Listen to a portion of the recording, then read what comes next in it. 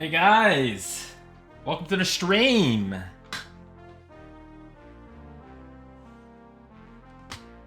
Gonna be playing some Adrullan Online Adventures tonight.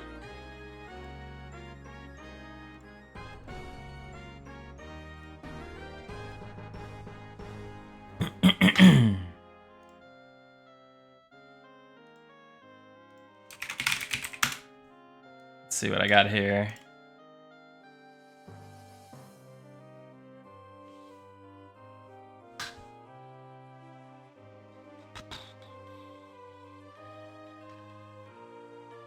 Hey, what's up, guys? Immacularity, Be Mighty 82, Flourishing the Guide, Cleaver Gaming, the Ukid Army, Derpalert 5040. Always good to see you.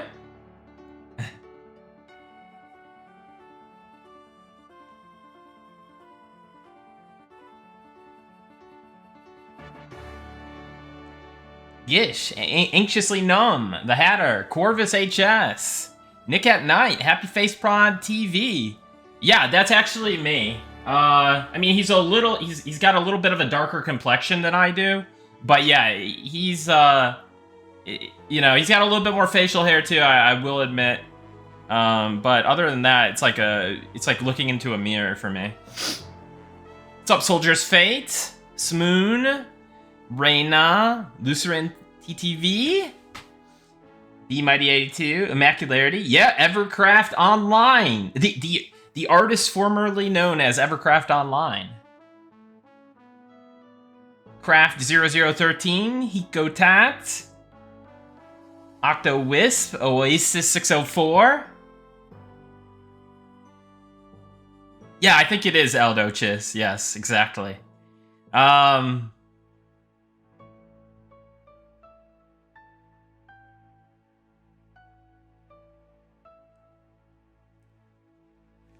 Alright. You know what? I haven't really taken my time with this game. Every time I've played this game, I've been on some kind of crazy bender of like... Last time I played this game, I was literally awake for 24 hours. Then a flash test started. Then I played another 24 hours of this game, I'm pretty sure. It was a lot of hours. But I guess I've heard that Summoner is not the play. I believe you can Swarm Kite, so we might have to get sweaty with it and figure out the Bard situation. You know, we gotta get the leg up. So, but I'm not gonna go like too crazy fast. I'm gonna figure out what the Bard plays like. And I want to like mess with the trade skills and stuff. You know. Maybe get inspired.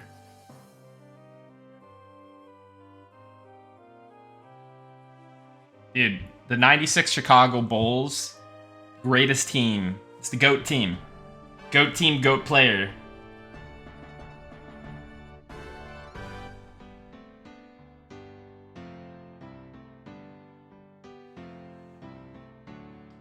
All right, let's do it.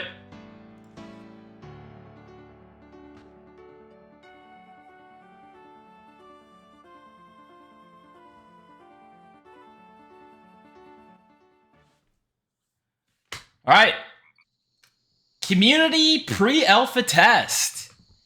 Welcome to Adrullan Online Adventures. It's time to embark on your adventure in Adrullan. You just arrived in Leont, hoping to join the Bard Guild. Dude, I love the presentation of this. Look, you've got your like welcome, and then you've got like symmetrically, you've got the poorhouse right there. Chef's kiss. 96 Bulls versus 86 Celtics. I'd pay that ticket price. Dude. I wish there was some kind of like time machine craziness possible. Like can we just like build some simulation? That'd be so awesome. Adrullan Online Adventures? Yeah.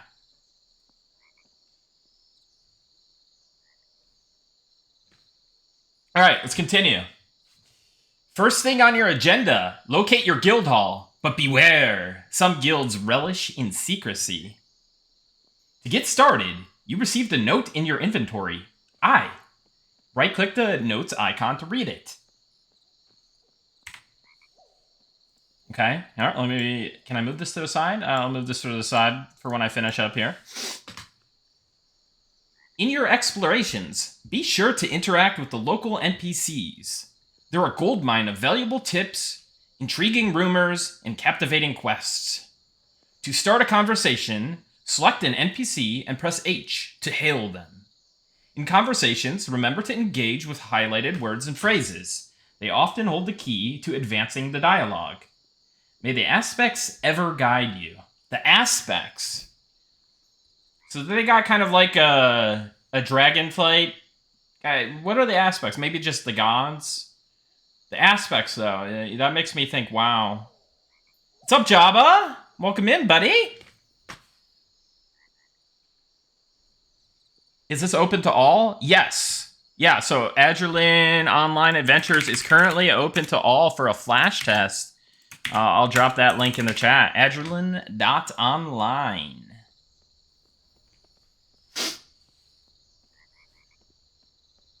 So to revisit this message, simply type /info in the chat window. Here are a few pointers to guide you on your journey. Unveil a message just for you from your guild master by opening your inventory, and right-clicking the note inside. While you're in there, might as well equip your starter weapon by left-clicking and dropping the icon on your character, paper doll, or primary weapon slot. Get in touch with characters and NPCs by pressing H. Tailor your keybind, sound, and performance preferences in the settings menu, F8. Memorize a spell by clicking and holding on a spell icon in your spell book, then single-clicking on the vertical spell bar. To equip a spell on your hotbar, grab the icon from the spell bar and place it on the hotbar with a single click. Use the mouse wheel to adjust your viewpoint and transition between first and third person. Control your gaze by holding left click and dragging. The camera's snapback settings can be customized in the menu. Is chat doubled?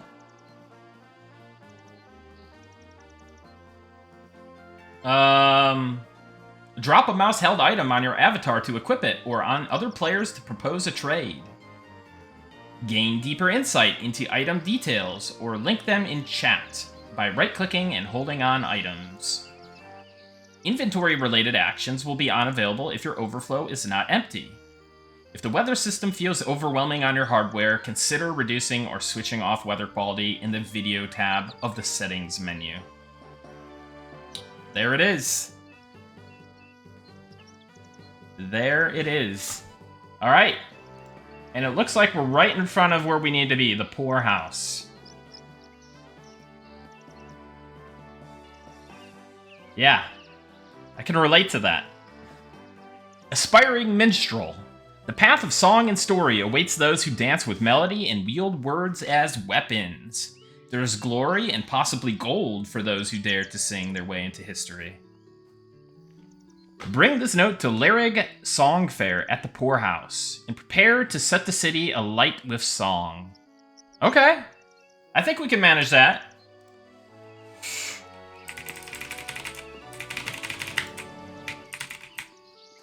Let's do it. Let's do it. Hello, Lyrig Song Fair. Let's do it.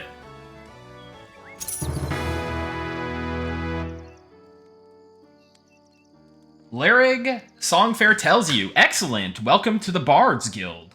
As the newest member of our illustrious ensemble, there is much to learn before you can enchant Adrullan with tales of wonder. To begin, acquire song attackers rhythmic chords from Dirgelin Harrow Reed.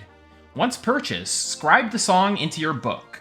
Once done, speak with me again and we shall continue your training. You have gained faction standing with Far Runners, 10. You receive 2 copper as a reward. You have completed a quest. You were just given Worn Cloth Vest. And it looks like it's just equipped. Cool. Adrullan Online Adventures is an amazing game. I definitely recommend it. I've played it a good amount in the past, and have always had a good time with it. Look how charming this is. The props. I love the the song VFX for Bard. I see what you did there. I'm getting stream sniped. It's alright. Is it an open weekend or something that you get special access? I believe they have a closed alpha, but they are running a flash test right now, so anyone can play at right now. So Adrullan Reed. So they want me to buy, and I think I got 2 copper for that quest. Yeah, the perfect amount to get this song. Attacker's rhythmic chords. This song increases the attack speed of you and your group. Okay, I'm in. How did they handle the world? Is it comparable to Minecraft/Hytale with region chunks, or they use zones? So it's completely seamless. No zones. And I believe they use some of the Minecraft building techniques, world building techniques, to essentially build the world. But it's not made in Minecraft. It's very much a Unity game. We're testing our build for the upcoming Community Alpha 7 tonight. Thanks, Nick. Yeah, glad to do it, Lucerin. It's a game that I love very, very much, and unfortunately haven't had too much time to play, but figured why not? Give it a go tonight.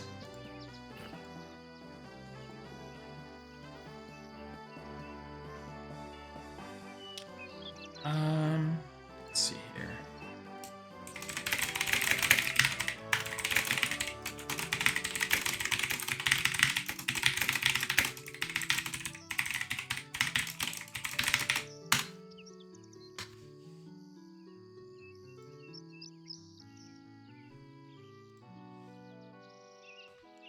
All right, so let's memorize our ability.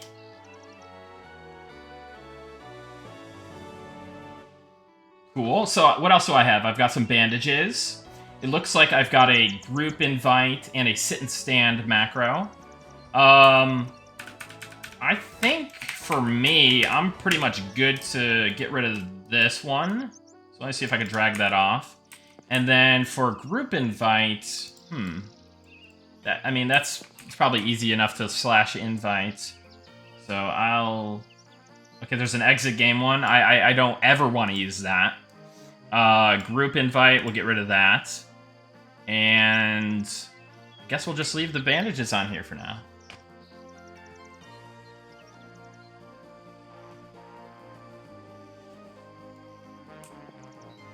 Alright. So I think I need to also... Okay, it's already on my bar here. That's nice. Okay, so let me see here.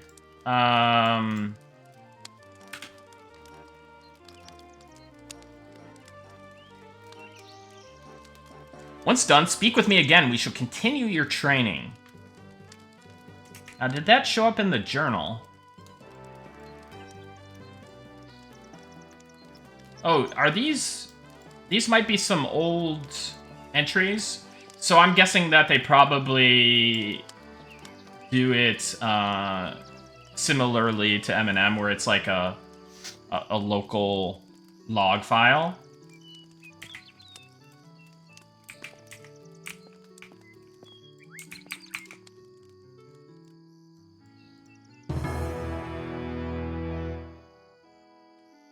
Oh, cool. I guess I completed a quest for that. Nice.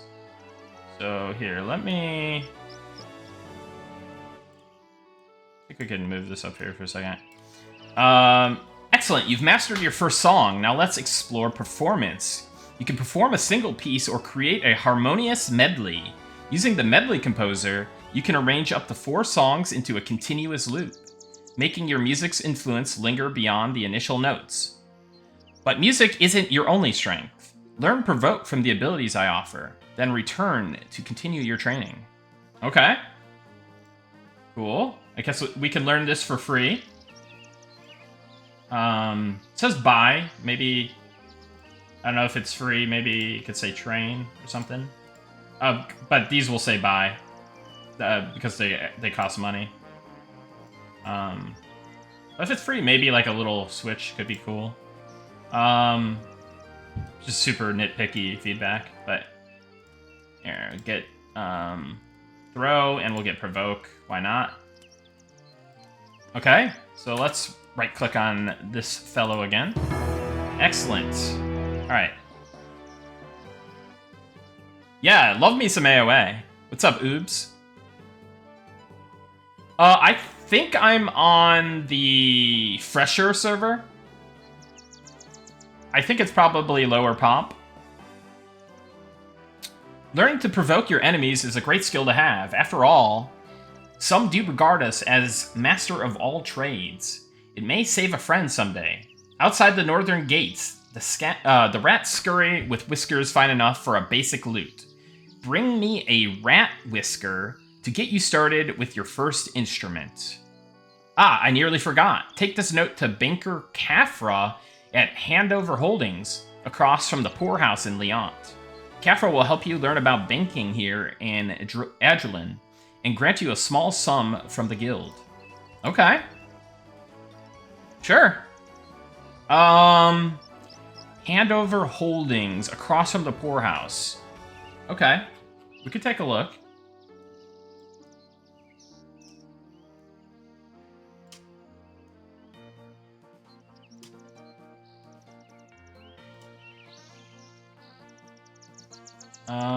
Let me do this. Let me just resize my...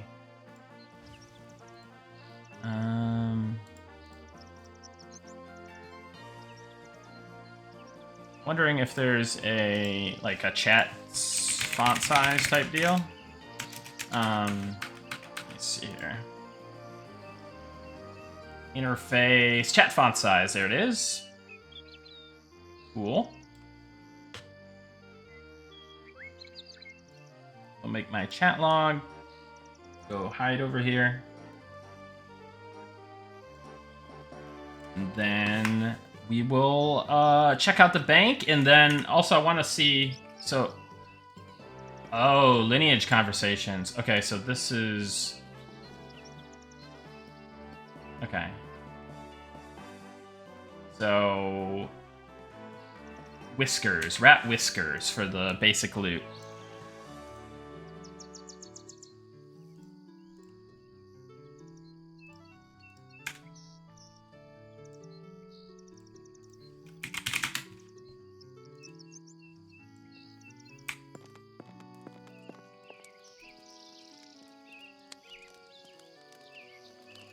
Alright, let's find that bank. Handover Holdings. Dude, I love the signs in this game. They're so good.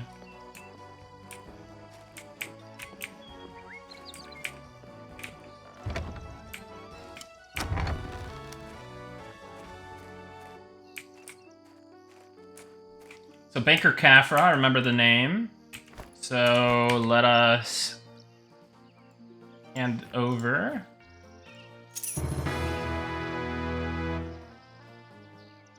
Well, look at this. Another bard under Larig's banner. Here at Handover Holdings, we're happy to assist the initiates. As you grow in skill and experience, feel free to drop off extra coin or items with us.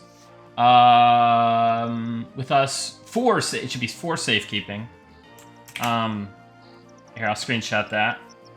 You know what we'll do? We're gonna be a diligent tester. We're going to be a very diligent tester. So we're going to save this here. Let's make a folder. AOA. Oh, well, come on, Windows. AOA bug stuff. Cool. Alright, we'll do, Banker Cafra. So we'll do UI, text, Banker Cafra.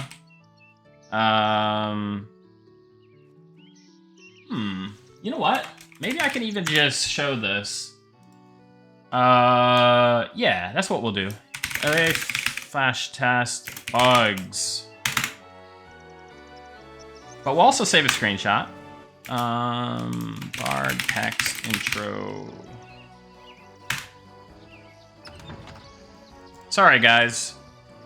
I just want to show you some of my process, too, when, you know, working on various game development projects and stuff. I've done a lot of QA. So, bear with me. So, we'll look at this. Okay, I guess this is still up on the screen. Well, look at this. Another bard under Larig's banner. Here at Handover Holdings, we're happy to assist the initiates. As you grow in skill and experience, feel free to drop off extra coin or items with us. Should be for safekeeping. We even accommodate filled bags. To make use of our services, simply interact with us bankers and we'll store your goods free of charge. If you mistakenly trade items or coins to one of our bankers directly, don't worry. We'll return them so you can store them properly. You can access these goods from any banker when you interact with them. Further, this note has authorized us to release some funds from the guild funds. I think that's also another area. So funds from the guild funds. It should just be funds from the guild to help you on your way. Though it seems Larig is only authorizing the release of pittance.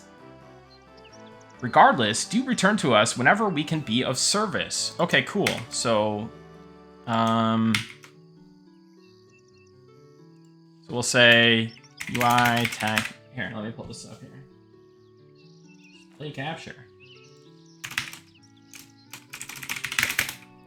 Banker Cafra.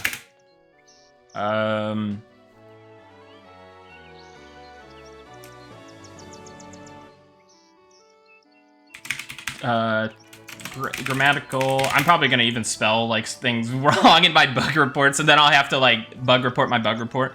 But grammatical error in the sentence in the substring. Feel free to drop off extra coin or items with us. Safekeeping. And then we'll do UI text banker Cafra. We'll also say right layouts banker Cafra. We'll say further so here, let me just, since I'm bad. Okay, no, that's good. Grammatical error in the substring. So what did we say? Second.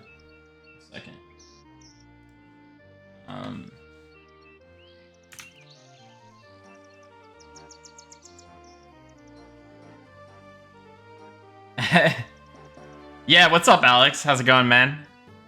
Dude, I saw you quit on AOA. I was a little bit disappointed, man. It's a solid game. But yeah, like, you need, yeah, I would say it's one of those things where you gotta give it a little bit of time. But yeah, so we'll say,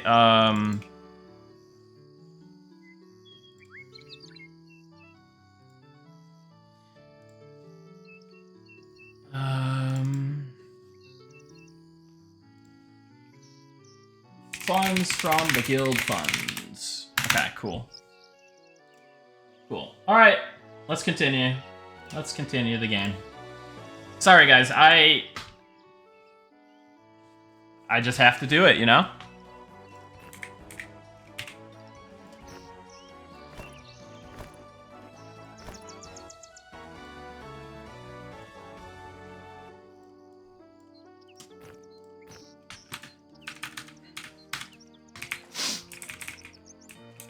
All right.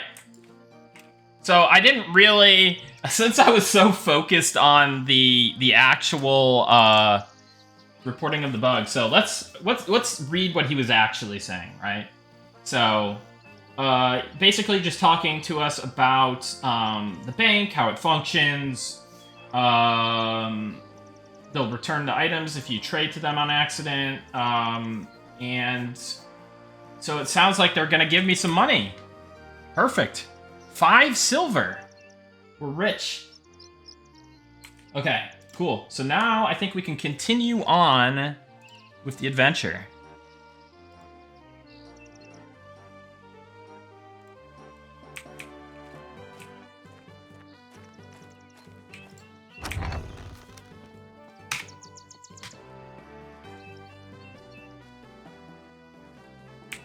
What is this? This is Adrullan Online Adventures. Or are you asking the question because of another reason? Ah, I thought you would. I thought you would. 5 silver in this economy? Right?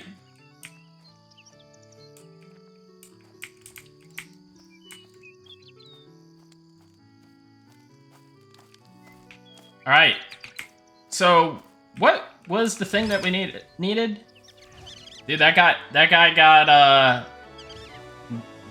FTE in a big way. Oh, dude!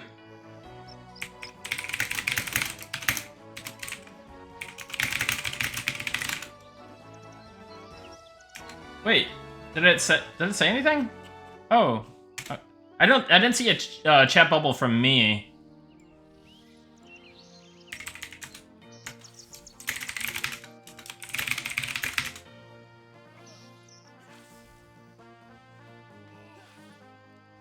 Hey, is there any devs in the chat? Can you turn on chat bubbles for yourself, or is that just other players?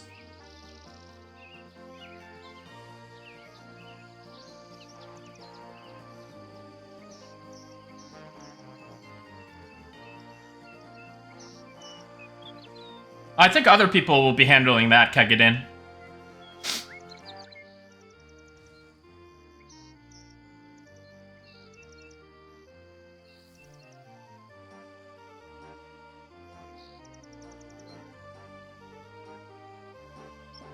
Yeah, no worries. Other players could see yours. You could turn them on and off in interface. Yeah, I'll just see if there's like a self option. So I said, yeah. Need to try the min-max solo XP grind class. Alright, let's see here. Interface. Chat bubble display mode. All. All player NPC none. So I'm assuming all is all other players currently. No biggie. That looks surprisingly charming. It is. It's a very, very solid game. And, to my knowledge, it's being funded in the same way, and it's doing a, like, self-funding, right? So they're not, as far as I know, taking any outside investment. They're, you know, they're building this game the right way.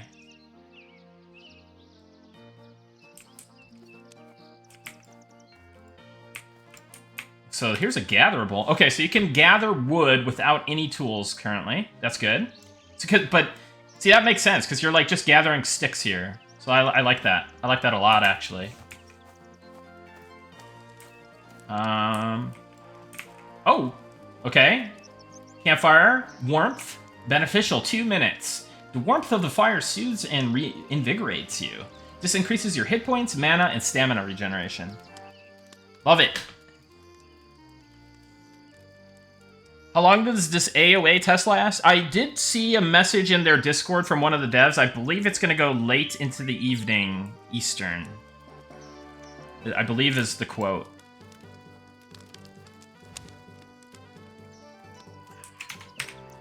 Oh, I didn't even turn on my song. I'm a noob. Okay, song's on. Looks like it's a similar thing, 18 seconds. Got West Report vibes.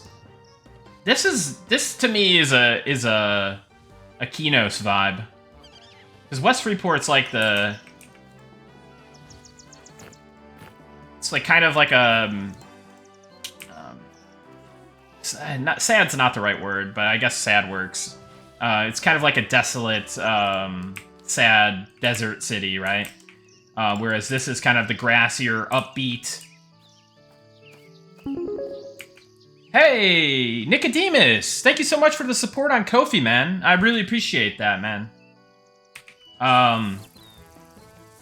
Thank you for being you, man.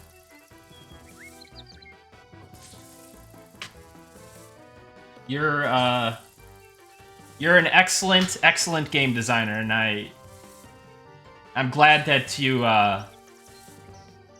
got to, you know, to live your dream.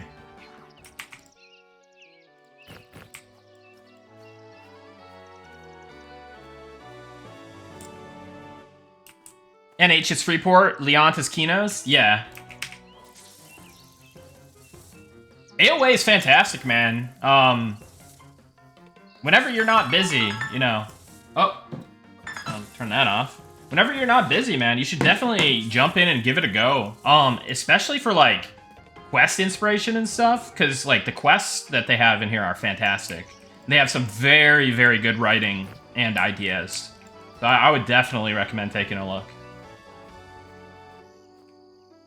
If you don't want to twist, you can hit the pink note on the bar below, but you know choices. Pink note on the bar below. Oh, very cool. Okay. Nice.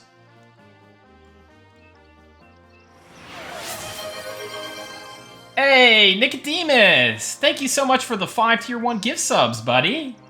I appreciate you so much, man. Thank you so much for your generosity and just being an awesome person always. Dude, thank you so much, man. Okay, so I guess I'll just, like, I don't know, man. I'll throw this on the bar here, and then, cool. Want to try it when Jenna gets some time? Yeah, yeah. I was running around a little bit off stream earlier with my daughter, and my daughter is obsessed with lions right now. So when she saw the Leont lion here, she I don't know, she's obsessed with like the Barbary lions or something. She like saw some video or heard something about it, and now she always pretends to be a Barbary lion. But yeah, when she saw the Leont lion,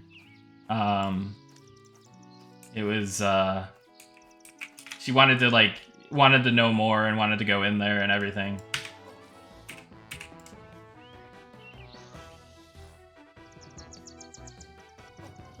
You told her about the Barbary lion? Yeah. It's supposed to go pretty late into the night Eastern, as far as I know.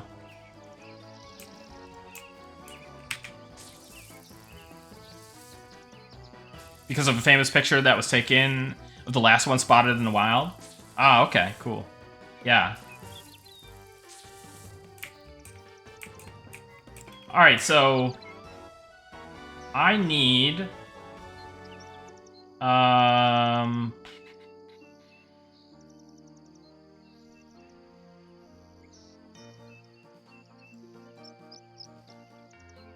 and it tells you about Medley. I missed that. I missed that part of the quest log. Again, acquired. Was purchased. Scribe the song into your book. Once done, speak with me again. We shall continue your training. Excellent. You've mastered your first song. Now let's explore performance. You can perform a single piece or create a harmonious medley using the medley composer. You can arrange up to 4 songs into a continuous loop, making your music's influence linger beyond the initial notes. But music isn't your only strength. Learn Provoke from the abilities I offer, then return to continue your training. I don't know that I actually did that.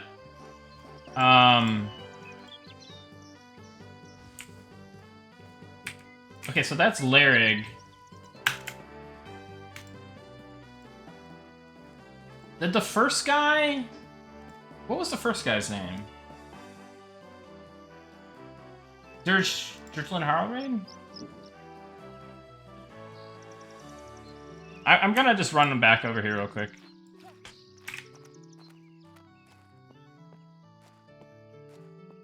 Yeah, the journal's nice. The journal is very nice. I'm assuming show lineage conversations means, like, other conversations you've had on other characters, right? It's kind of like a smart way of handling the local implementation.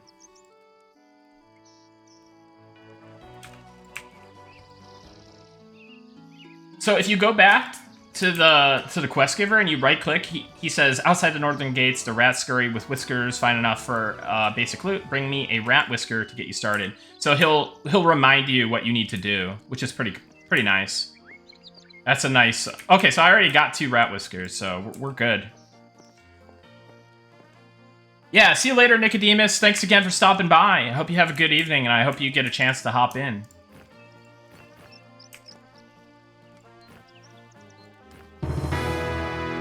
Alright. Perfect. These whiskers will make excellent strings for your first loot. As a bard, your songs and melodies will be far more powerful when performed with the appropriate instrument. For example, song, attacker's rhythmic chords, resonates best when you are also using a stringed instrument, making your new lute the ideal companion for enhancing its effects. Now, should you come across additional rat whiskers, I will gladly continue to accept them. It is always good to have extras on hand for our aspiring performers. However, let us now see if you are prepared to take on another performance. You know what I really like about this is that the chat bubble stays up and you're prompted when to close it. So, okay, yeah, you can either click off the screen or you can click the X.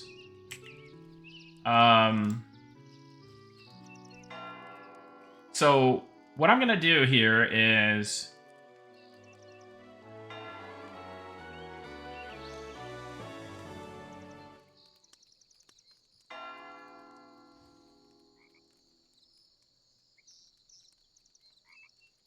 appropriate instrument, for example.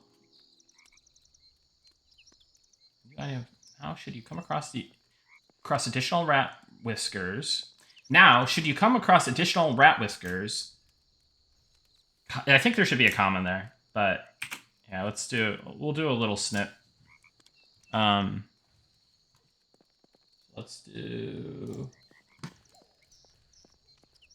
new map image, sure. Well, no, I don't want to do that. Let's just do paint.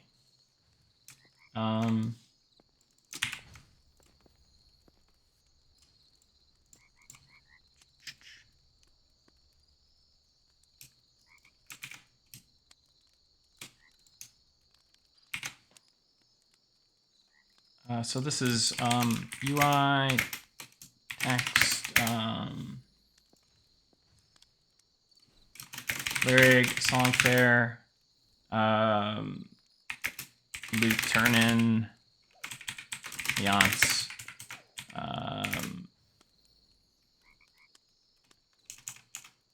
Okay, cool. Let's copy that. So we'll do display capture here, do this. So another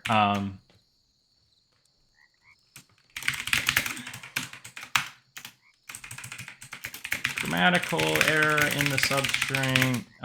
Missing, it was to call it to say missing comma in substring. And correct me if I'm wrong. I'm not an English major. I'm just a QA guy.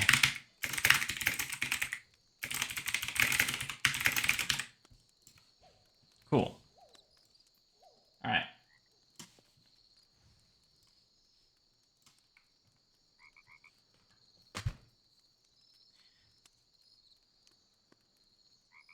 Yeah, Days John. I think they are different in their own way, and I think that's fine. Like,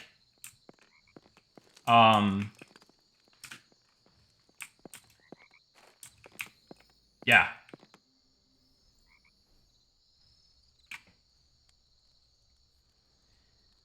No, Mercs. This is Adrullan Online Adventures. It's intentionally designed. This aesthetic is very intentional, but it is very charming and well done within the style.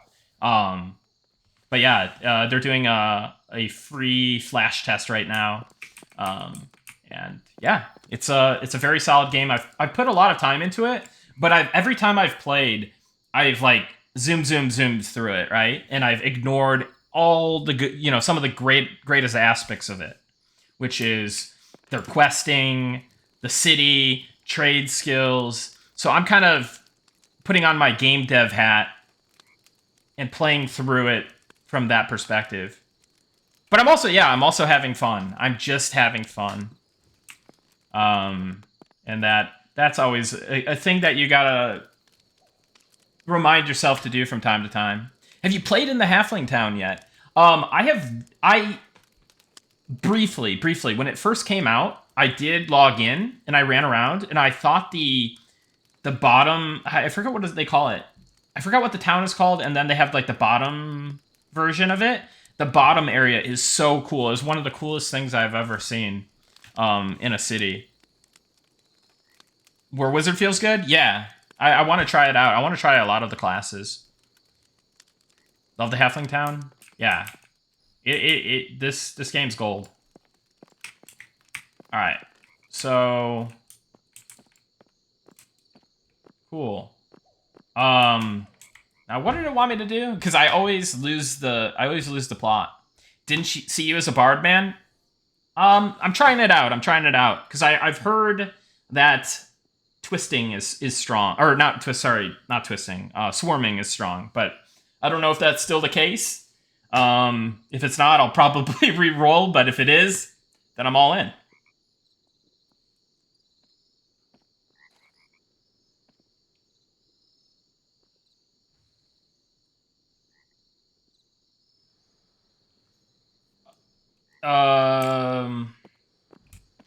Oh, okay, wait. So, take on another performance. So, you notice it's nighttime now, and the music has ceased. I think it's kind of a cool stylistic choice to do that. Willowbrook. Okay, so Willowbrook is and then there's the Underbrook, which is like the under area of Willowbrook. Very, very cool area. I definitely want to make a halfling at some point and play more. But yeah. So let's see what can I just type performance? Yeah. You've shown promise, but there's still more to learn. A band of gnolls has been seen near the ruins northeast of the city. Hostile, unruly, and the perfect test of your resolve.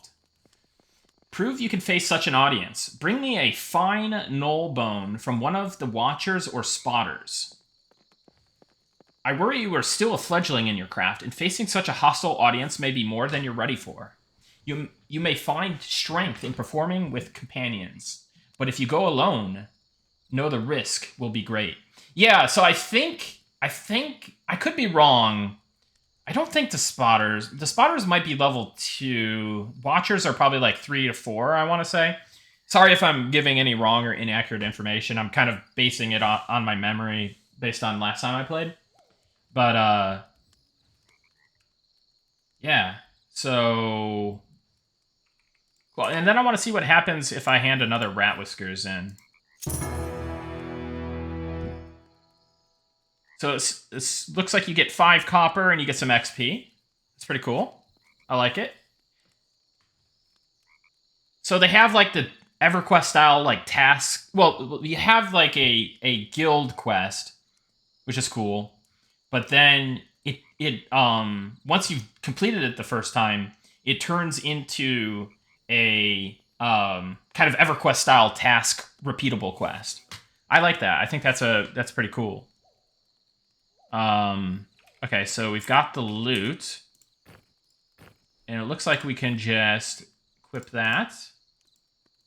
Cool. So Secondary, and then the torch. Oh, I'm so used to right clicking everything. Like, here, like I do that. Or right clicking like the tooltip, in the other games, but okay. So that's a secondary. That's primary. A torch is secondary primary. Okay, cool. How do you play this? So you just go to Adrullan.online here, and then you can just download the client, make an account, and play.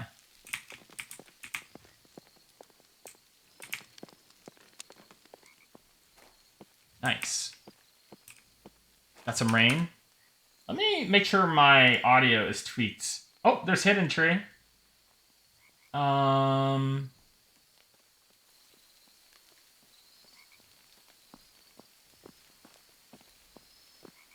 Yeah. Like hearing that rain.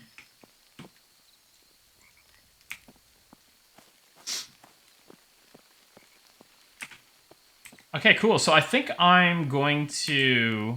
so what do they want?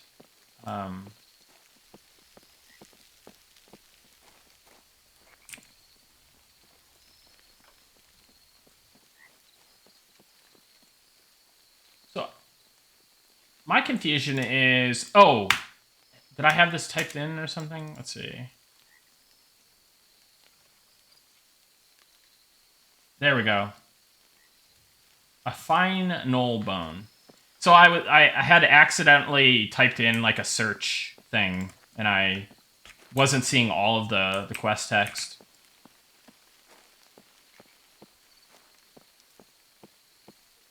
New MMO announced by former THJ dev. Did you see that, Nick? Hallowed Oath. I did see that. Somebody hit me up about that actually. It's pretty cool. They're making like a multi-class MMO. I wish them luck. It's a very big undertaking.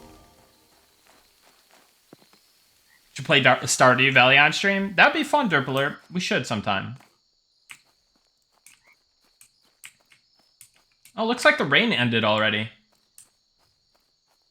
Yeah, I don't know if it's they use like a random variant or what.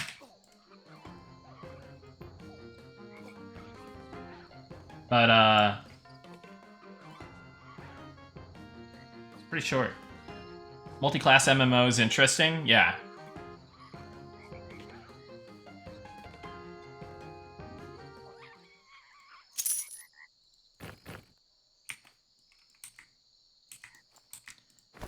So cool, you start with a little bag, so I'm not hitting the overflow yet. Man, those, the Bard VFX look really, really nice. Especially at nighttime. Very cool.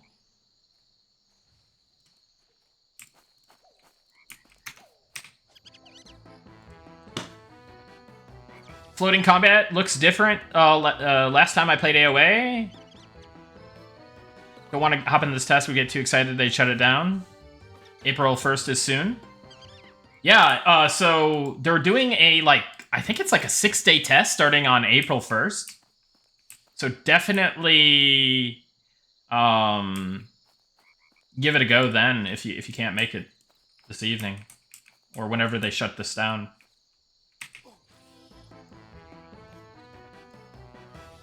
Could be a balancing nightmare though. Yeah, so with these kind of games, I don't really worry about the balance too much. Like, obviously, you don't want something so imbalanced that it, like, it turns everybody into meta slaves and stuff like that. Like, that definitely feels bad. And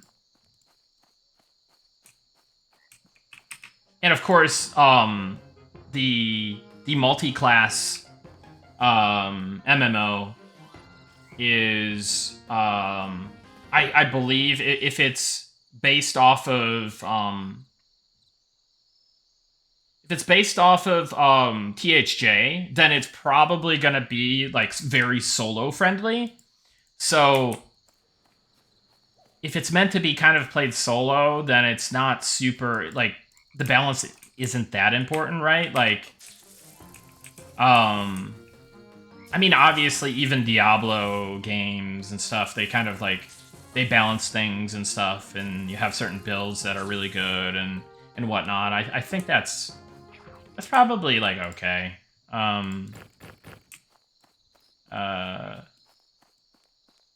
But yeah, that's my take on it. So, the TLDR is balance is balance is more important in other games, different types of games more than the ones that like to do that, essentially.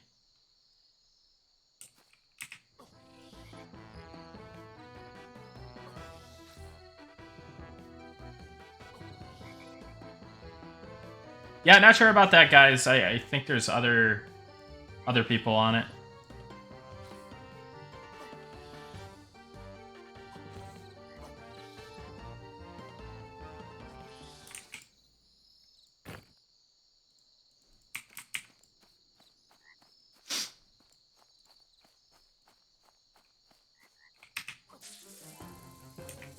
I think I finally ran out of space, so I have this really bad habit in MMOs where I just, like, loot till my inventory and bags are full.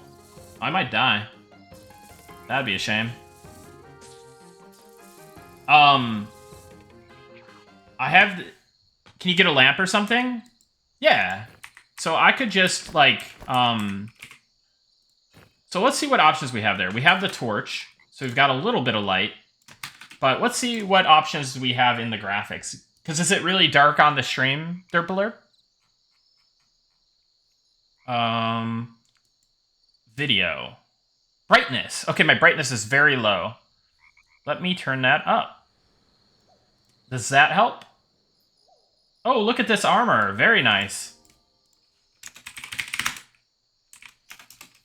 Thank you. Look at this fancy guy. Love it.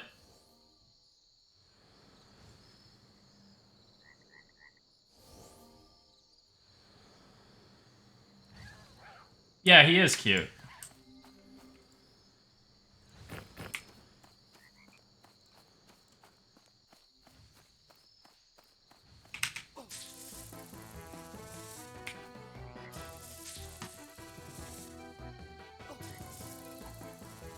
So, what I was saying was, whenever I play these games, MMOs, I'm always like the murder hobo guy. I always just grind XP, grind mobs. I let my inventory get full, and then I basically just don't loot anything for a while. And then eventually I go back to town to get my abilities, and then, you know, like... Basically, I play them in such a degenerate way, and I don't like that. So, I'm gonna spend some time actually learning how the game play the game proper and learning what the game has to offer proper. That's just kind of always been the min-maxer in me. Fine rat skin. Maybe I hold it on my cursor here for a second. So, they have PvP. They don't have PvP yet, as far as I know. I don't know if they have any kind of, like, dueling system yet. I thought I saw an arena in the city. But I don't know if it's working yet. But I will say that one of the developers behind this game has a lot of experience running EverQuest PvP emulators. And, yeah, I have a lot of faith if they decide to do PvP, for sure.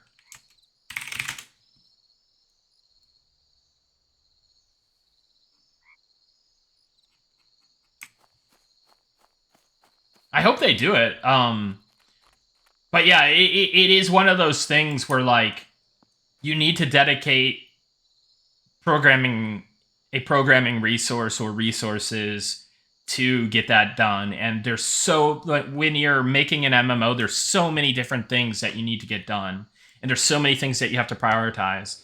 And I would imagine in a game like this, well, maybe, I don't know, if they come up with like a really good rule set, I could see it being less niche. But typically in this kind of niche of MMOs, it is very niche to play on the PvP. So I definitely respect and understand if they were decided to not spend their time and resources on it currently. But long term, it would, I mean, of course, you know, everyone would love to see it. Or, well, not everybody, but, you know, I'd love to see it, and I think a certain audience would as well. Welcome to the Blue Sheep. Feel free to browse my selection of goods and let me know if you have any questions. We source all our materials locally. It certainly provides its challenges, but I'm sure you'll see the benefit. Okay, so materials is highlighting. Let's see if we could click that. We're always looking for quality local materials to make our fine products. Fleece, cotton, and hemp are always in high demand. Oh, so this is cool. When you progress the conversation, you can go back. That is really, really nice.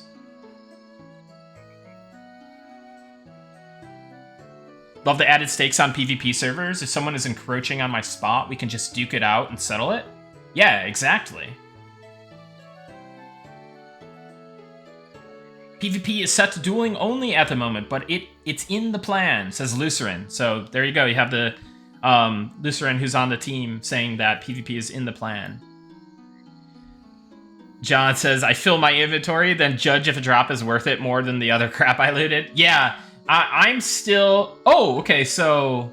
Is this because I'm in the vendor screen, though? Let's see. Yeah, so it doesn't give you the values, which is good, I think. I think that's just... It's a bit much, right? Like, WoW add-ons do that and stuff, and it's just like, oh, don't have to think, just click the good thing. So, thinking is good. I recommend it. Okay, so let's see what else he has to say. Fleece, cotton, and hemp are always in high demand. Fleece. Worsteds and woolen fibers all were never in surplus. If you want to collect some fleece for me, I would pay you handsomely. Okay, so fleece.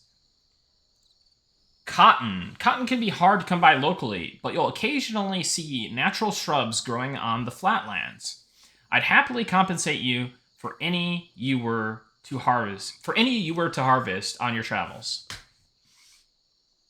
Okay, so fleece, cotton, and hemp. Sturdy and hardy hemp fibers make for great cinches, rope, and garments. Hemp often makes its home near lakes and streams of the meadows. Gather some for me, and I would reward your efforts. Cool. So now I wonder if they have a... I'm going to make notes. I'm going to make a little notes section. So fleece, cotton, hemp. So...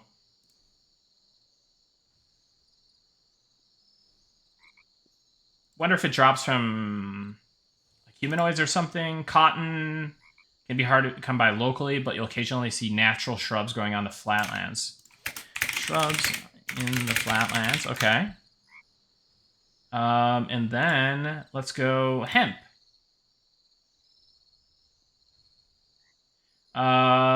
Lakes and streams of the meadows.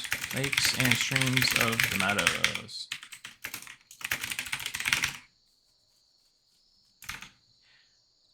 I'm down for anything, Derp Alert. If you need, I'm down for anything. Just let me know. You can always DM me, and but yeah, or if you need me to do anything, I can come order or something. But okay, so let's see what I do have in my inventory. Okay, so that would be an issue. So let's and I'm sure they've, when I take down these issues, I'm sure they probably have a lot of this in their issue tracker or whatever they're using. But for the fun of it, since we're doing this from a kind of game dev POV, I'm gonna make another little screenshot.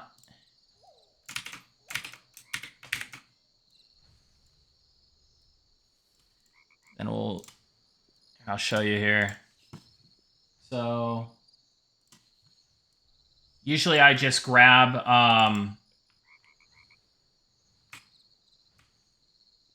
the error here. So as you can see, when you have an item on your cursor. Hey, welcome in, Broken Stoic. Good to see you, man. Thank you for the raid. Hope you had a good stream.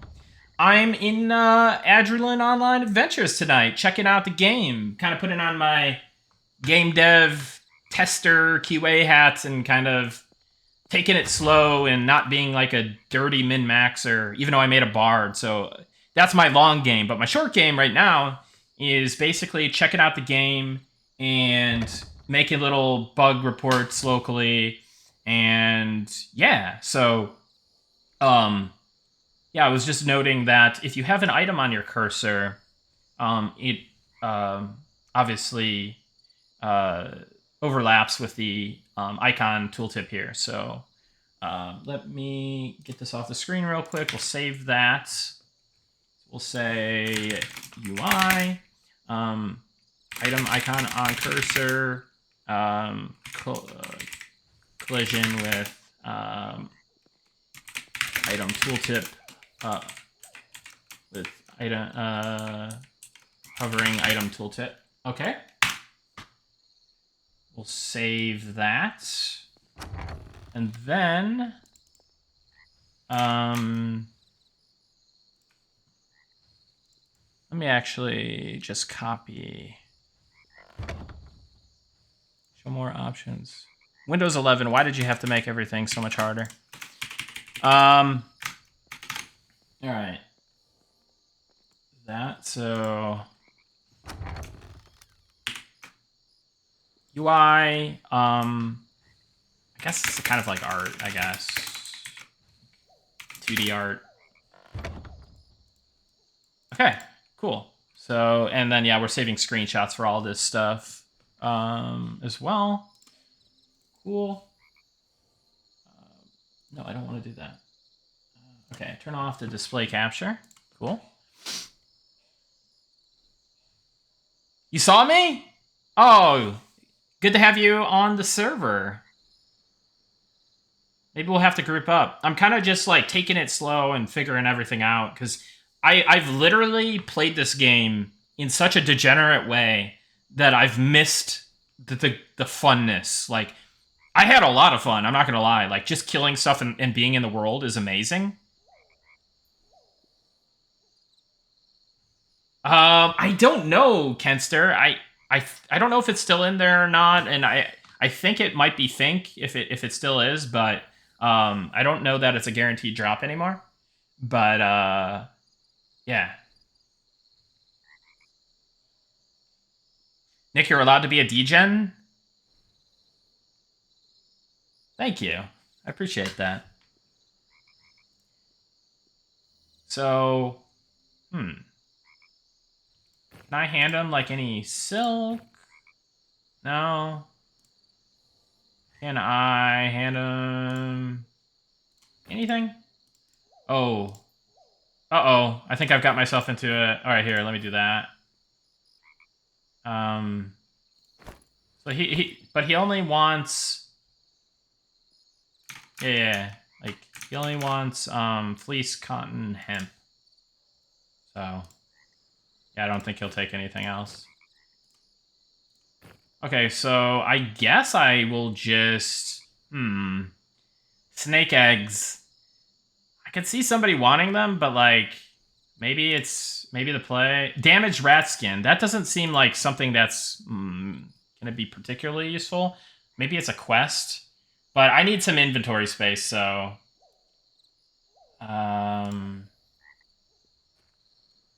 Yeah, let's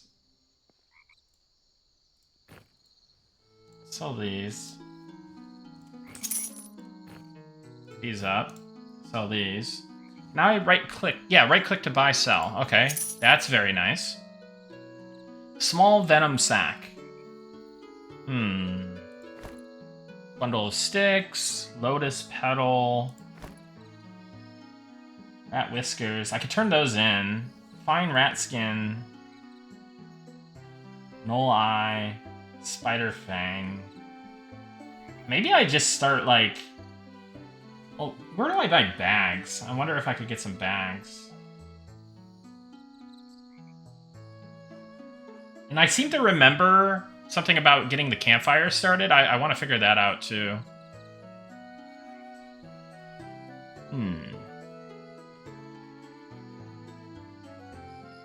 Bits of snake shed. That doesn't seem like it particularly useful. I'm probably going to just end up selling, like, everything or, like, overkeeping things. I don't know, man. Then, you know what I'll probably do? I'll probably just equip my loot.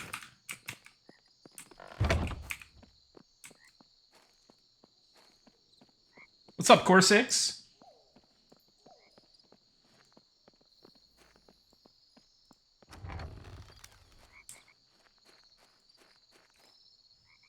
And I don't know that I'm going to ever need this, but...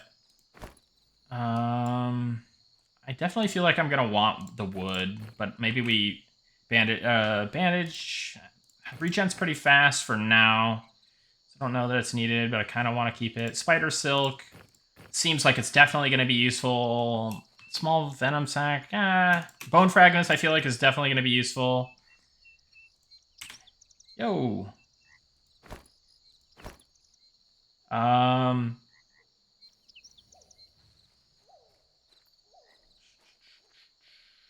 Rat whiskers. I know, I'll turn those in. Fine rat skin I could see keeping.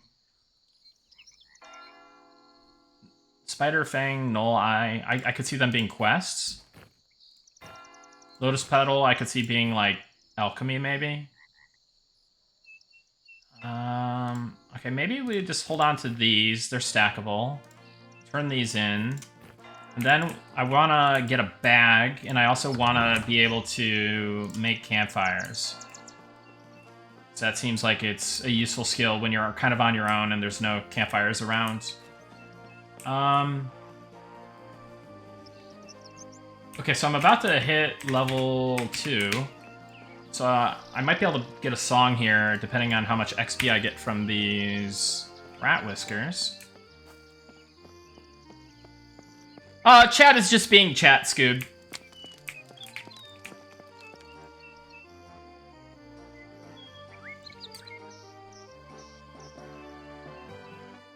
Yeah, I saw you. I waved at you, Blackfar. Good to see you.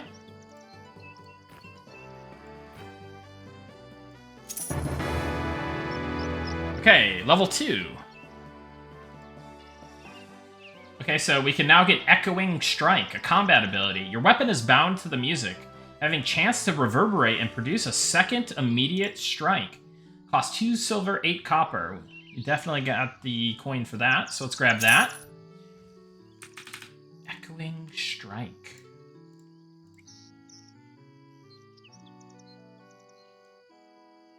And we don't have... So this is interesting. Okay, I guess that kind of makes sense. I'm gonna leave it on my bar. We'll move throw over to T. Medley, we'll just, I guess, leave on 5. Provoke.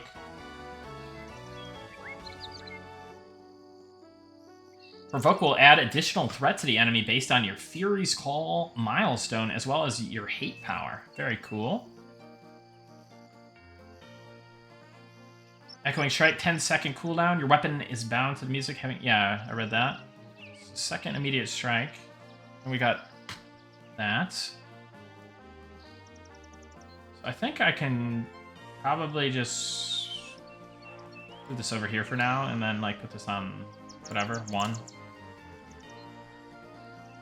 Okay, and then we can see if there's a song available here. Yes, there's a level 2 song available, Guardian Tune. So let's see what that does. This song increases the armor class of you and your group. Cool. Ah, dude, I wasn't even intending to buy it like that, but I have such a habit of holding right-click. Okay, so right-click to scroll. Going into the book.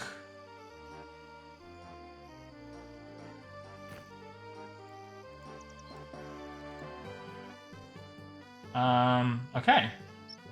And just go straight to your bar. So now, what happens if I right-click medley? Okay, what if I left-click it? What if I... Okay, so that just starts and stops it. Let me type /medley. Then we add Guardian Tune. Cool. And, excellent. So I think it should just be going now, or do I have Guardian Tune only on? Let's see. Oh wait, both of them are up. What am I saying? Okay. Now let's see if they both refresh. Yeah, that refresh. This one's gonna refresh. Perfect. Willowbrook is a fantastic starting area. Highly recommend you roll a halfling and give it a go. Yeah, I want to. I'm basically just trying to get a handle on Bard and the mechanics. But I definitely want to give other areas a try.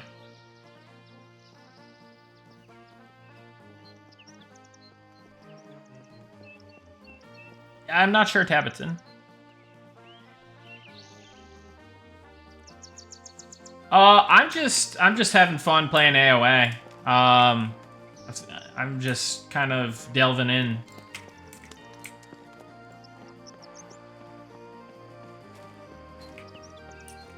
Heroes of Harvest Reach. Guess that's the guild name. That player there.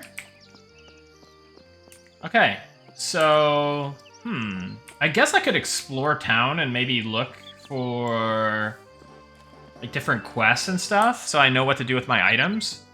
But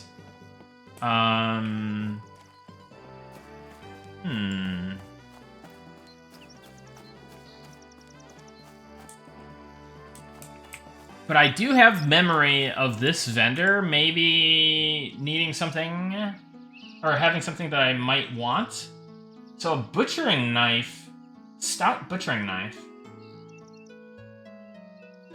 The stout butchering knife promises strength and reliability for any aspiring butcher. It's a little pricey for me right now. But the Fletcher's tools, I think that allows me to make campfires eventually. But again, I'm lacking a little bit in the cash department here.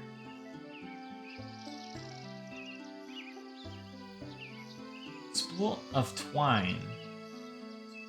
I wonder if I could buy this and then turn it in to that one guy. Okay, here's some recipes. Advanced campfire. Skill level required 15.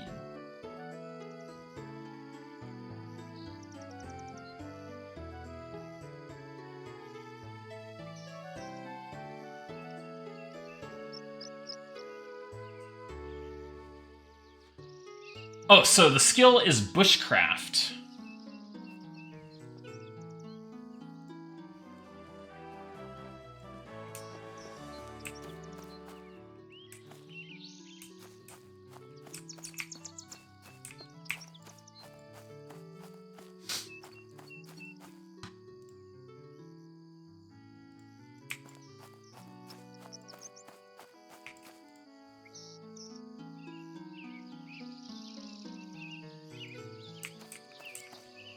I'll take a sip of water.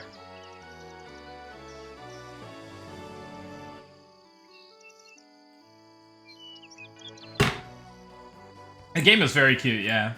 It's very, very well put together. It's a very solid game and team behind this.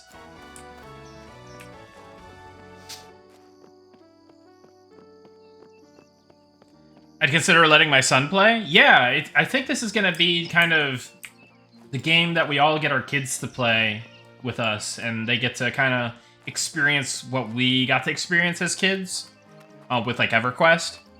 Yeah, I think he'd enjoy it probably, especially if he can play it with his parent, right?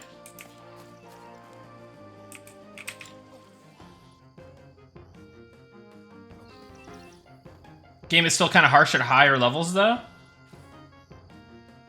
Yeah, no, I'm not saying that it's not going to be without any challenge by that comment. I just mean that, I think it will be easy enough to get into, but still offer a challenging and dangerous game world.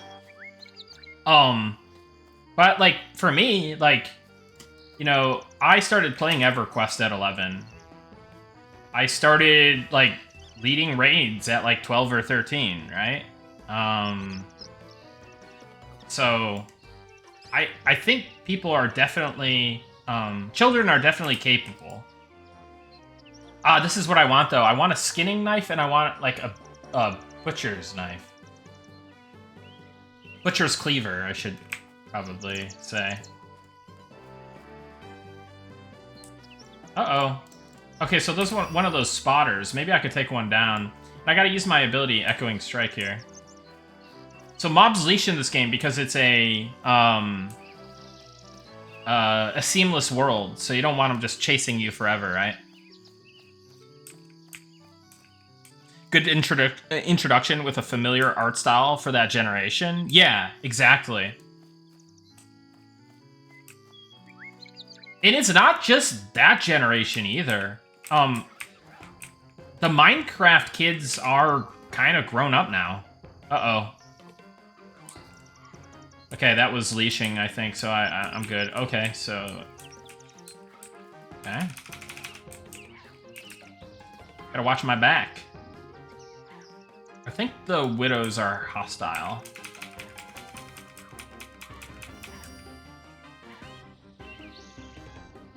Nice, Maddie Television. That's awesome to hear.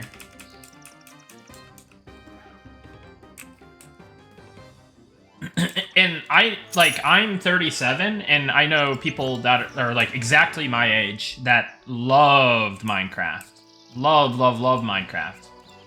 Because it just made the world in a different way and allowed you to do yeah, like what they're able to leverage in this game because of voxels, I think from a design standpoint is very good. So only warrior, paladin, hex knight, and shaman can use two-hand blunt, it looks like. Well, maybe specifically mauls. Maybe there's other two-hand blunt weapons that other classes can use, but that's what I'm seeing. Nick, how hard is it to change your streaming name? It's not hard, but I kind of want to just roll with what people originally knew me as, I think, if I ever feel like I need to change it, then I can change it, but, I'm good with it for now. Yo, what's up, Splice?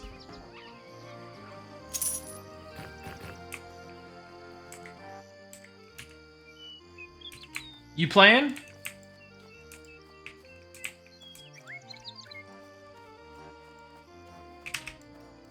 Uh-oh.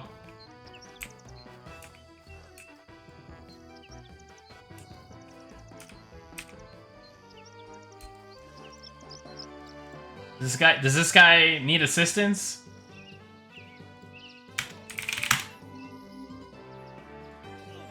Uh-oh.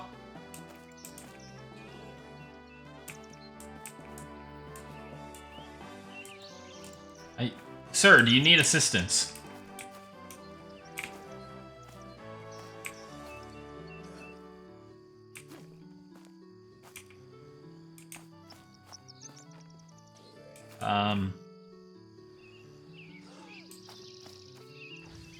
Nice, yes, Mass. I like it. Yeah, Splice, I'm basically just playing the game from a developer's like kind of standpoint and lens to what's it called?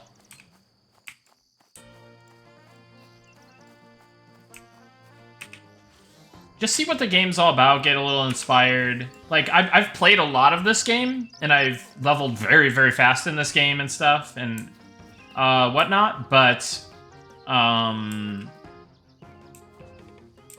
I have never kind of slowed down and kind of smelled the roses, so to say. And I really want to see what the crafting systems are all about. I want to experience the questing a bit. I always kind of min-max. And I'm kind of taking note of any bugs that I see.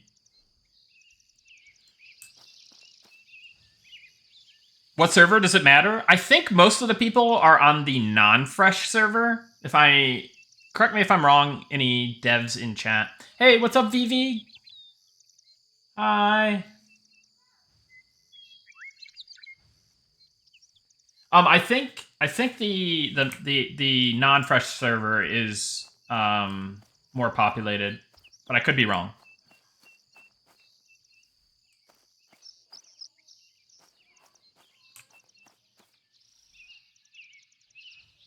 Yeah, I'm not sure, Senior Grind. I really can't help you with that.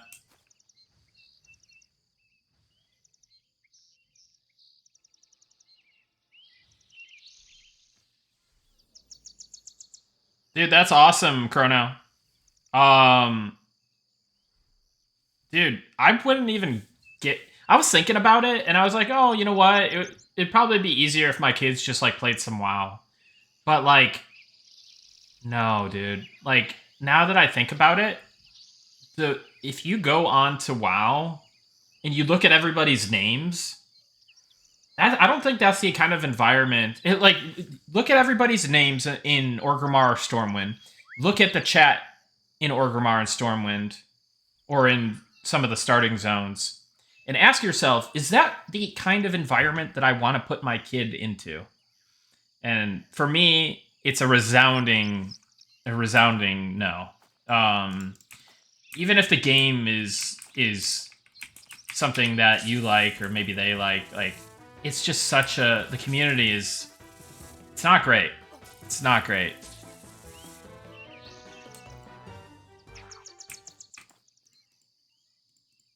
So the few times that I did have my daughter run around on WoW with me, chat was just straight up disabled. Chat was straight up disabled. But, you know, when she's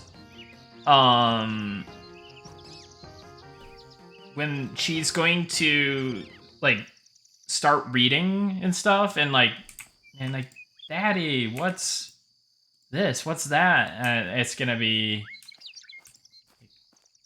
Well, that's not a good word, you know? So...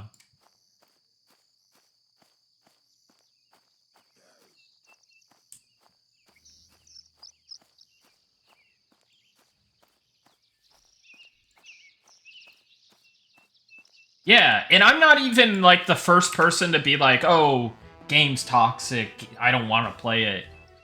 But when thinking about it through the lens of a parent and thinking about it, like, objectively, it's like,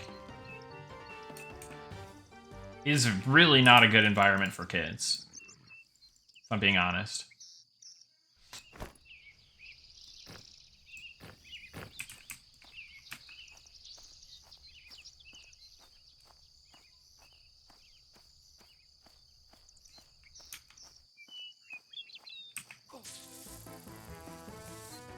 I'd love to hear that, Mr. Stoof. Hope you guys continue to have a good time with that.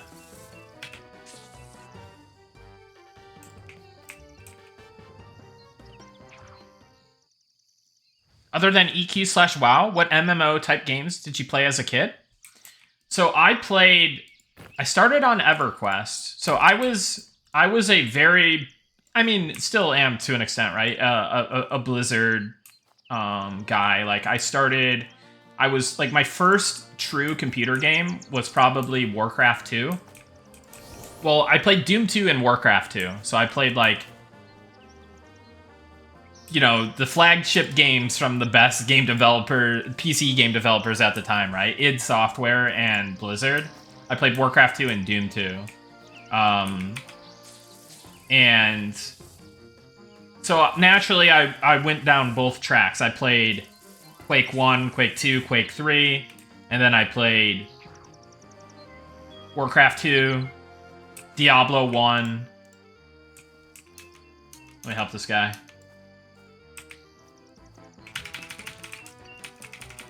Can I get him? Oh, I don't have him targeted. So I played, yeah, Warcraft 2, Diablo 1, StarCraft, Warcraft 3, but I played Diablo 2. So basically, I don't know what I'm doing, man. I played Diablo 2 for a few months. I played the open beta, and I played a few months of released Diablo 2. And then my real-life friend showed me EverQuest. And it was over for me with ARPGs. I was like, yep, MMOs are the way. I'm all in on EverQuest. So I played EverQuest, but I did play Dark Age of Camelot. Now, I'm trying to remember. I think I got a Dark Age of Camelot account. And I think I may have played it for a while at, like, kind of the low end. I'm trying to remember exactly what I did. Yeah, I think I played it at the low end and then kind of fell off it a little bit. But then one of my friends from EverQuest... Hey, Alex! Thank you for the raid, buddy! Hey, welcome in, raiders. Just trying out some Adrullan Online Adventures. Thank you so much for the raid. I hope you had a good stream tonight, Alex. Was listening to your Archer video earlier in the car. It was very, very good points. But yeah, welcome in. Yeah, just checking out Adrullan Online Adventures. Kind of going through it from like a game dev perspective, putting on my game dev hat. Kind of like taking note of bugs and stuff, and taking notes, writing things down, playing it, because usually I'm such a min-max player, but I'm kind of trying to take it slow and just learn the trade skills, learn the quests, and kind of just, yeah, get it more acquainted with the world. But yeah, so getting back to my story, basically, I played, so I kind of fell off Dark Age of Camelot, and then one of my friends from EverQuest offered me to use their Dark Age of Camelot account. So I played, I was given a level 40 druid on, I believe it was Gawain was the server. And I played in... Did anyone play on Gawain? It was the one guild with Garrick. It wasn't Blackthorns, it was the other one. Celestial Darkness! That's right! I think that was it. Yeah, so I played in there on my friend's druid. You were in there too! I was the druid rider. R-Y-D-E-R. I played... So this was a shared account, so anything that I said or did that was bad, it was definitely my friend, and anything that I said or did that was good was definitely me.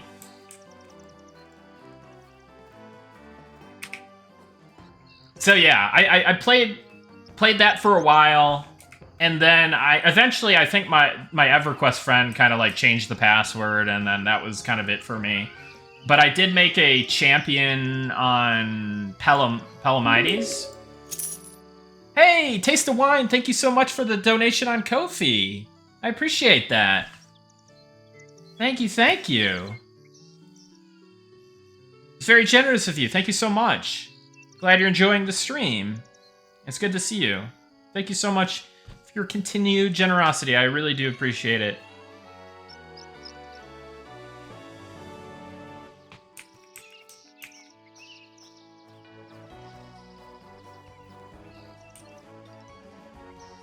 thank you, Taste of Wine. So yeah, this is such a long answer to the question, what other MMOs did I play? So I played EverQuest, then I played Dark Age of Camelot, then I kind of was playing EverQuest, then I somehow got into the PlanetSide 1 beta. PlanetSide 1 is easily one of my top games of all time. Because I love MMORPGs, but taking the concept of an MMO and applying it to other genres is so interesting to me. I want to see that more, and I think I think we as like a game industry forgot about those.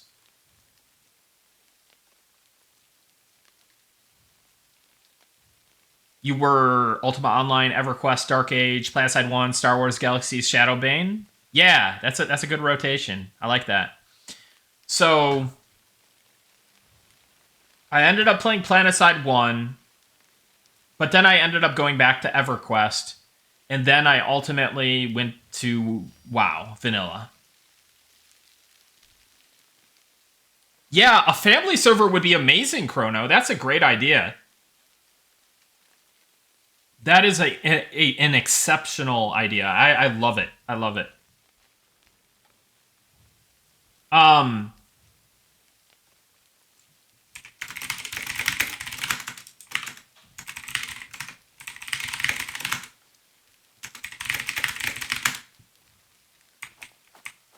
Is that wolf form? I love it.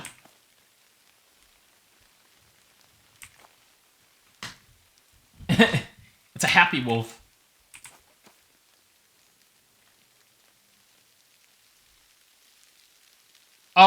It's not the fresh server. It's like it was fresh like 1 or 2 tests ago. Yeah, I'm a bard.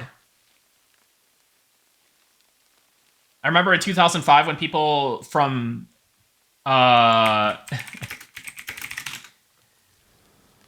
from other MMORPGs went to play vanilla, and it was viewed as betrayal. Yeah.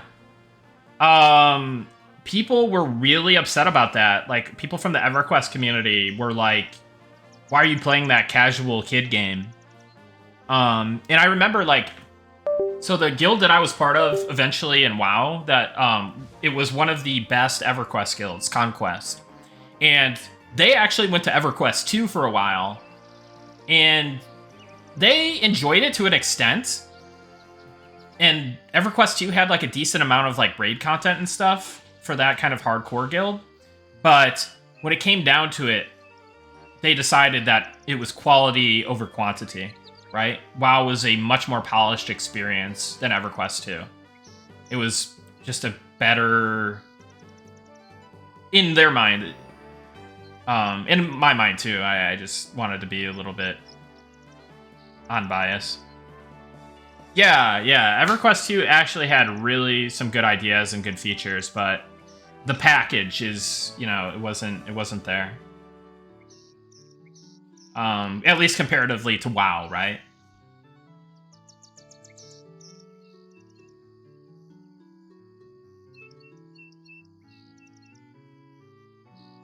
Are people fighting? Are people still fighting?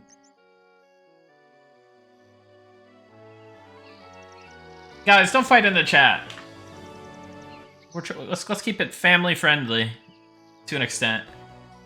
Did you ever play Final Fantasy XI or EverQuest Online Adventures? So I got sent the beta for EverQuest Online Adventures. And I actually bought the modem for my PlayStation 2 and everything. But I ended up not even playing it. I don't know. I don't know what happened. Like, either the beta ended. I was just like, I couldn't get off EverQuest. I was like, oh, I have my PlayStation 2 here. I've got my computer here. Let me just play EverQuest. And then I just never got off of EverQuest. I was too locked in, you know? No worries, Splice. Sorry about that. So yeah, so my rotation on MMOs was EverQuest, Dark Age of Camelot, EverQuest, again, PlanetSide, EverQuest yet again, and then World of Warcraft Vanilla. And then after that, I played Warhammer Online. It was probably the one that I played the most after that. I played a lot of the Warhammer beta, I played with a lot of the hardcore PvP community that I was part of. So I was friends with like all the top arena players from original TBC, like BG9, like V-Hell and those guys, and the Battle Group 9 community, essentially, Bloodlust Battle Group. So I was very much all in on Warhammer Online for a little bit because PvP. But again, it came out like shortly before Wrath, and then Wrath kind of just killed it, and then Warhammer had massive performance issues. And all right, we gotta time you out for that. Sorry, I don't like timing people out, but we're gonna have to do that.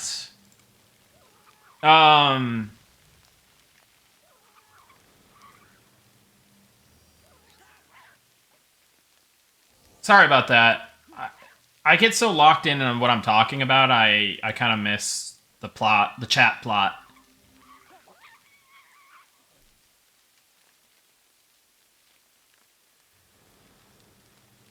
But I will say, during my time with EverQuest, I was keeping an eye on... I was interested in Anarchy Online, but again, probably like a combination of age and just like not being super interested enough to be like, hey mom, buy me Anarchy Online and a sub and all that. And then the other one that I was looking at was Star Wars Galaxies, but I got caught up in PlanetSide, real life stuff, and EverQuest again, so I missed Star Wars Galaxies, unfortunately.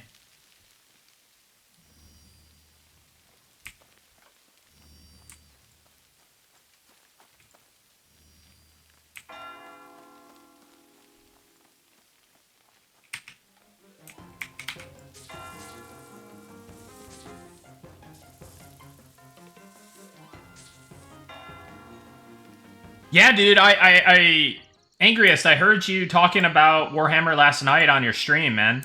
Like Warrior Priest, like a lot of what they were doing with the class design. I remember like Bright Mage and Warrior Priest, and I played like a lot of the rogue classes and like the tank classes. I remember playing like I think it was like the Dark Elf Rogue class. I'm trying to remember what it was called. I played that in the beta quite a bit. And then I played Chosen in the beta. And then on launch, I did Ironbreaker, which was cool because I think it was a trio of Ironbreakers, and we were like in second place, I want to say, on the level race on Skull Throne. It was me, It's Legend from Conquest fame. He was the original Guildmaster of Conquest, and then it was Zav, who was the current leader of Conquest. So it was like the past, present, and future of Conquest tanks and kind of leaders. I would have loved to lead that guild if I was a little bit more mature when Zav quit, but Zav quit, and then we eventually disbanded. And then that's kind of when I quit WoW, which was at the end of Trial of Crusader. Because after you launched Wrath with Nax Ramis again, for a bunch of people who've already done it, and then you do Alduar, which is a banger raid, but it was a really tough one. Like I was a little bit ragey during Alduar. In fact, I actually got I didn't get guild removed, but I got removed from the raid roster on in Conquest. But then they brought me back for Zero Light Yogg because our paladin, the main holy paladin healer, was like not able to heal the fight, so they had to replace him. And that was the guy who got the legendary mace and everything.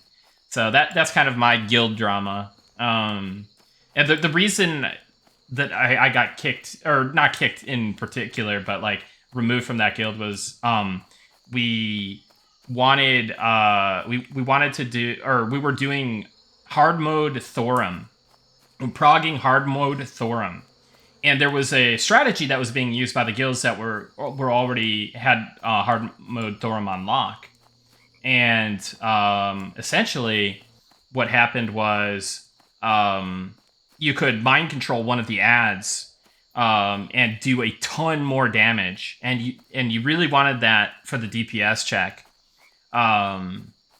So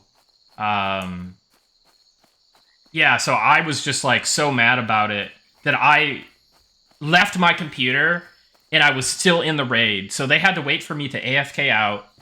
It like stopped the whole raid. They couldn't prog with 24. So they had to wait for me to log out and then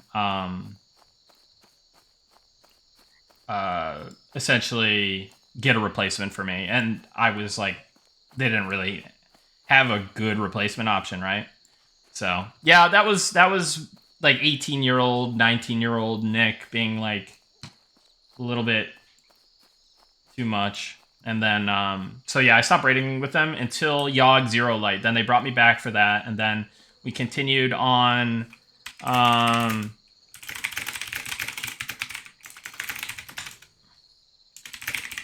second.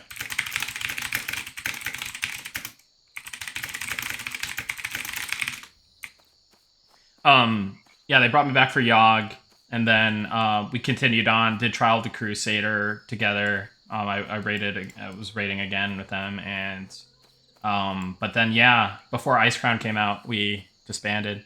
Can you explain how Planetside worked as a FPS MMO?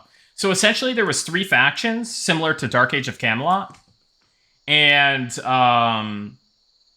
you were either the Terran Republic, the New Conglomerate, or the Vanu Sovereignty. And what you would do is you would log in, you would be in this area called Sanctuary. Sanctuary was a safe zone, and you could do like virtual reality training, you can set up your loadouts. So there was an inventory system, and the inventory system was kind of like Legos, and it was like a grid base, kind of like similar to Tarkov nowadays, that kind of inventory system. And you had these terminals where you can access your like weapons and armor and stuff, and what determined if you, and vehicles as well, and what determined if you could use that stuff was certifications. So there was a certification terminal that you could also use. So the game had like a kind of pseudo skill system, and you pick certain skills, but you could never have all the skills. So what happened was essentially so you would cert up, and you would potentially even squad up. So back then, you would even like form groups like an MMORPG, and then you would go out together onto different battle continents. They launched with 10 battle continents, and there were these warp gates that they were very reminiscent of the EverQuest. It was like futuristic EverQuest wizard spires that you would essentially travel through, and it would teleport you to one of the continents. And you could teleport in like a full, huge, like galaxy aircraft vehicle, like paratrooper kind of vehicle. And you would travel to different continents. Each continent had a large number of bases, and each base could support fights of hundreds of people. And yeah. So you fought over these bases, and you fought over control of continents. If you took over a continent, you got benefits from it. If you took over certain bases, you would get benefits. There was like a supply line and a lattice that connected all the bases, which determined if you are getting these benefits to your frontline bases and all that. And there was so many tactical and strategical decisions you could make to essentially deny or acquire these benefits. And there were guilds called outfits, and they did a lot of like really cool spec ops stuff. But yeah, it is a very, very good game, a very underrated concept. PlanetSide 2 came out, and that was another game that I did play for a bit. But PlanetSide 2, the meta really suffered. It wasn't as interesting. It didn't have as much depth. But what it did lack in depth and meta game it did make a more modern feeling FPS game that, you know, like the moment-to-moment gameplay was like more refined and more modern. It felt kind of like you were playing Battlefield 3, the MMO. But there was a lot less like content, and there was a lot less. I mean, more content in certain ways, less content in other ways. And yeah, the metagame was just not there. Did I play Darkfall Online? Dude, I actually did play a little bit of it, but I was more hyped before I played Darkfall. I was like, for years and years and years, waiting for Darkfall to come out. And essentially, I like the idea of Darkfall was like the greatest thing ever. But I ended up not liking the game too much. But love the concept so much. Like, pre-release Darkfall was like me just like drooling over the website. It's like, when is Darkfall coming out? When? But yeah, like, it just didn't resonate with me all that much. Do you think some of the plan-side concepts could translate well to a fantasy setting, conceptually, like Dark Age of Camelot? Yeah, I think about that all the time. And like I said, I think Planetside 1 was inspired by Dark Age of Camelot to an extent. But I think, like, having a fantasy Planetside or having a futuristic Dark Age of Camelot, I think are both, viable options. And, it comes down to how good is the team, how good is the vision, and, how good is the execution, right?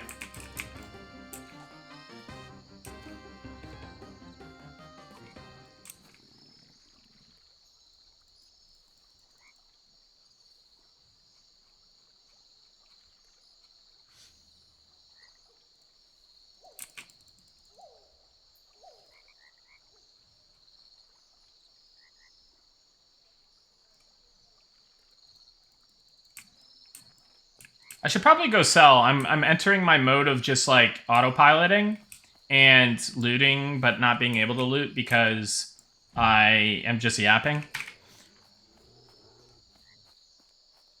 Did you know they made Darkfall's server and client entirely in Java? Oh my god. That sounds not great. Tribes Universe version of PlanetSide is what we should all aspire to?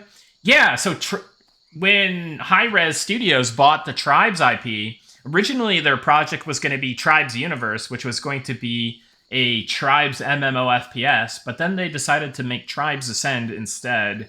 And then I remember, because my good friend from Heroes of the Storm, CP, he went on to become an Overwatch caster, and I think he's probably gonna be a Deadlock caster and stuff like that.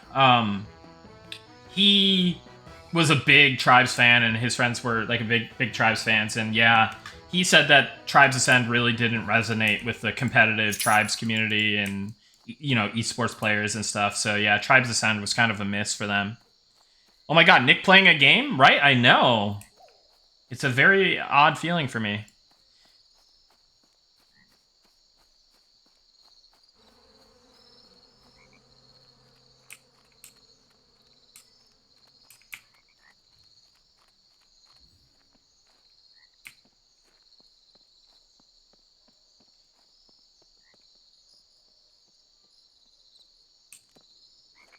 Let's see if I missed anything in the chat up here.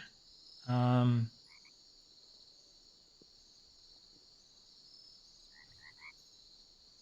memories of driving an ant in hostile war to refill a base. Yeah. Those were always fun, right? Like, those could be really tense too, because you could throw those in an aircraft and like drop them at a base, or you could like drive it on land and get escorted, but then you had enemies trying to blow you up.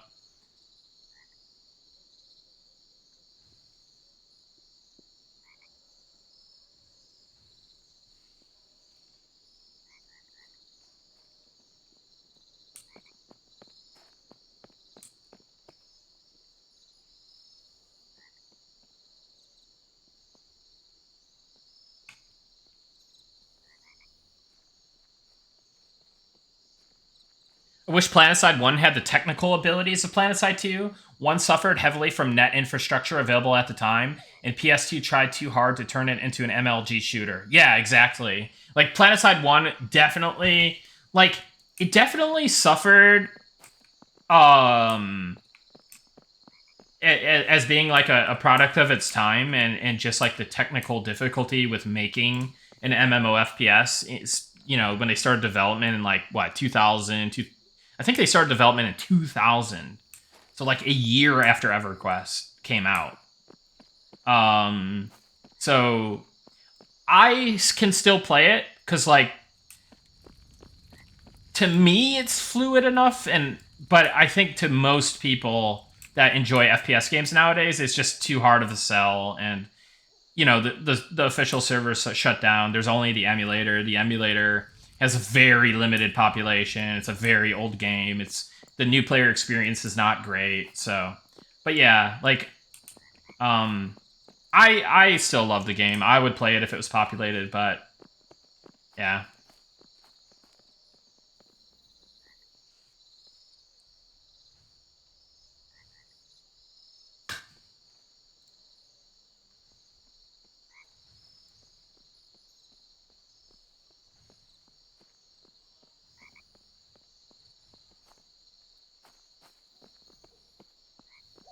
Just a flash test, so I'm not sure if I want to play a saved character or start something new. Well, I think you'll be able to continue on the April 1st test with whatever you do pick. So, yeah, I don't know. Do whatever feels right, I would say.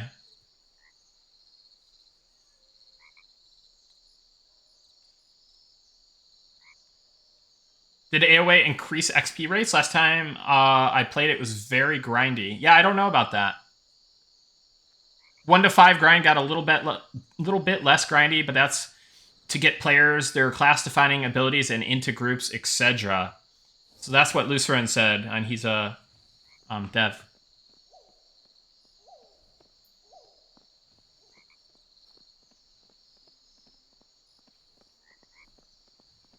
We're retaining characters pending some huge emergency. There you go.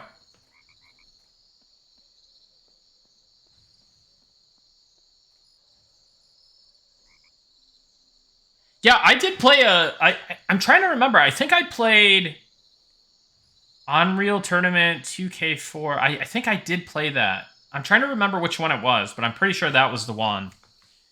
But yeah, I had a ton of fun with that game. But I did play a lot of Quake 1, a decent amount of Quake 2, and Quake 3. But yeah, MMOs kind of became my love for a while. And then the game that I really did enjoy, the FPS game that I did enjoy, was Return to Castle Wolfenstein.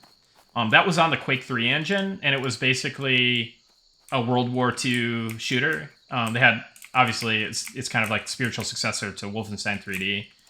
Although, like, the devs that made Wolfenstein 3D obviously didn't make it. It was like, what, Splash Damage, or what's the other one? I'm trying to remember. But yeah, that was a fun multiplayer shooter. And yeah.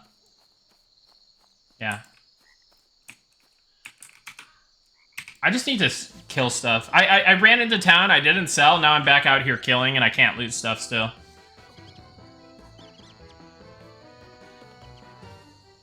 Yeah, Ice was a good map, Araxin. So I have a real-life friend who still plays Return to Castle Wolfenstein. And, like, I played it for a very long time, but I eventually just called it quits, right? And I still have a friend that plays, like, at least, like, one night a week, they do pickups. And he streams on Twitch to, like, one viewer. But I always, like, lurk in his stream. My really good friend from junior high and high school and everything.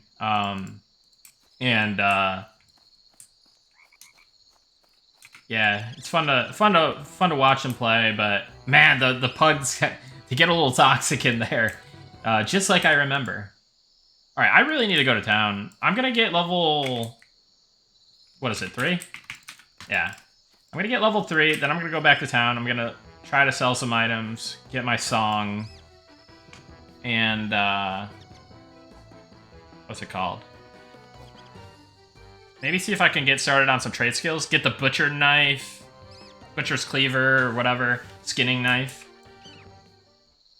Did I ever play Guns the Duel? Was it Guns Z or Guns the Duel? I can't remember. I think I did. I had a friend that really, I think, liked it, but I only ever, like, barely touched it. But it seemed fun.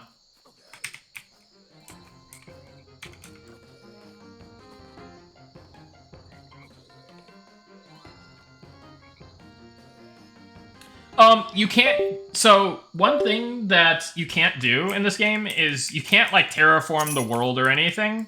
Or build, other than, like, placeable objects like campfires and stuff. So, I don't want to frame this in, like, any kind of criticism, but it would be cool if there was maybe a little bit of that. And I know it's very, very hard to do in an MMO, and especially the kind of MMO that they're making. But I do think it could be a compelling way to pull in people. But they may just not want to do that, which is totally fine too. But I do think, like, it would be interesting to see what this game could play like if there was some degree of building to it. And maybe that's in their future plans when they kind of have everything figured out. But, yeah, either way, like, I'm cool with it, whatever decision they go with. But yeah, that's just something to keep in mind, right? It's a voxel world, and they can do cool stuff because it's a voxel world, but your freedom as far as, like, being able to build and destroy stuff, destroy the world is it's not there. Housing 2029, maybe? Yeah. No, I feel it, man. There's already I brought up the PvP earlier, and it's like, there's already so many things to do. So it's tough. It's definitely tough. But you guys are doing a bang-up job. This is a fantastic, fantastic game. So, let's see.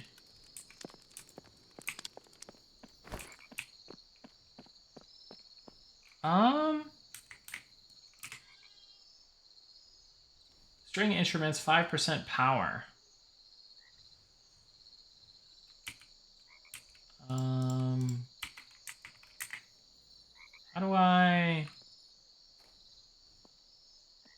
Oh, I have it to Shift E.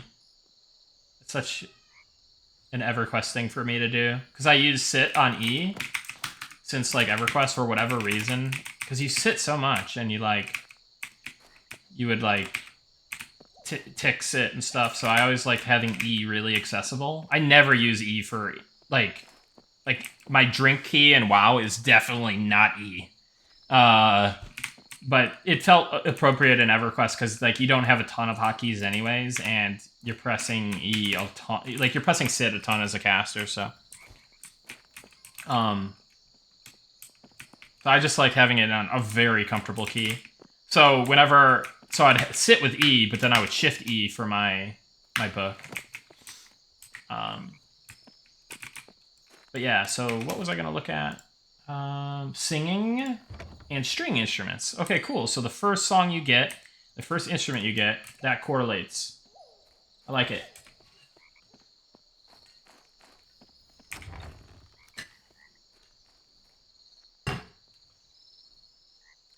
I did enjoy that, Chrono. So there was another game too, besides Lord of the Rings Online. What's it called? APB, All Points Bulletin. Now, I don't know that you could, like, play an instrument in that game, but whenever you would kill somebody or be killed by somebody, you would hear, like, a little jingle, right? And that was based off of a MIDI, right? MIDI notes or whatever. So, yeah, you'd get killed and somebody would, like, have, like, their little jingle that you would hear, and you'd be like, ah, man. But then when you killed them, they heard your thing. Eventually, it got to a point where people would just like make like a loud screeching sound instead of any actual like recognizable music, just to be kind of annoying. Secrets used to work for APB. Yeah, I remember that. I think Secrets was involved in upgrading the engine, if I'm not mistaken, around that time. So like semi recently, but not super recently. But yeah. Find Nullbone. That's what I need for the quest.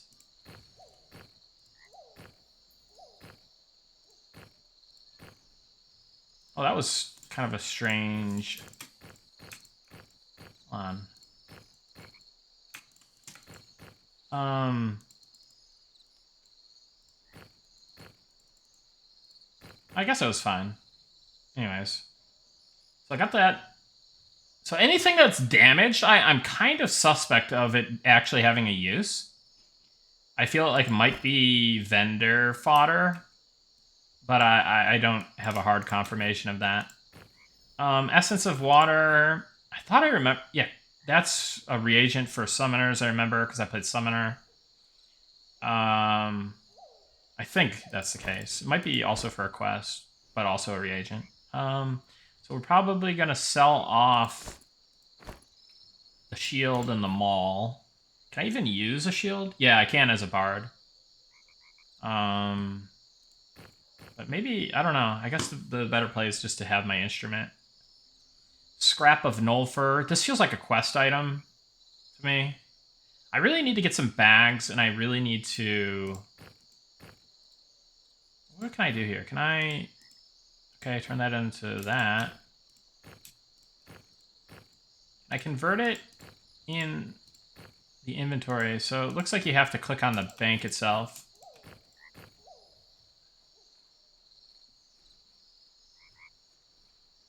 I'd hang out in town and play live for people. Players would stop and gawk/listen and sometimes open trade to give me gold. That's awesome. I don't know that Final Fantasy XIV has the MIDI instruments, or do they? But it seems like they have a lot of like social stuff like that, where that might kind of occur. I don't know. Maybe I'm thinking of something else. I never really played Final Fantasy XIV. I dabbled like a very small amount, but then it's just not a game that's for me, I don't think. But I did love early Final Fantasy games for sure. But haven't been a fan of some of the more recent stuff. Yeah, so destroy that spider egg sac. So I'm probably gonna just delete my torch. I feel like we're getting to that point where it's just like, I probably don't need it. Hopefully that's the case.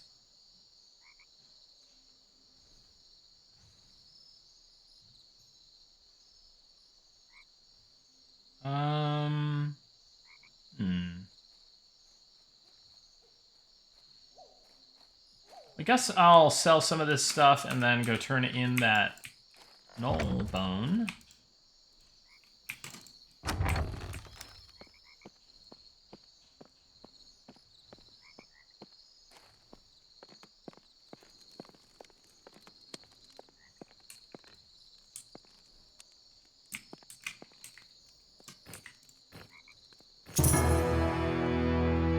Ah, you continue to inspire. These bones, while admittedly macabre, will craft a flute of acceptable resonance.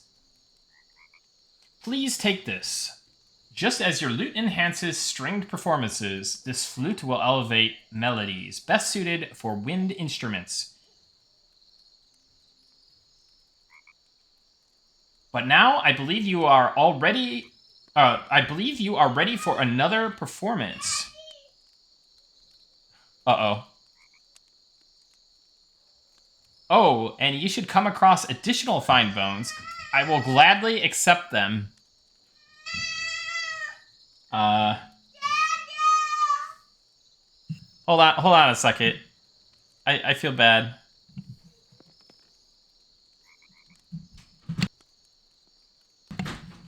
Yeah, hold on a second. I'll be right back.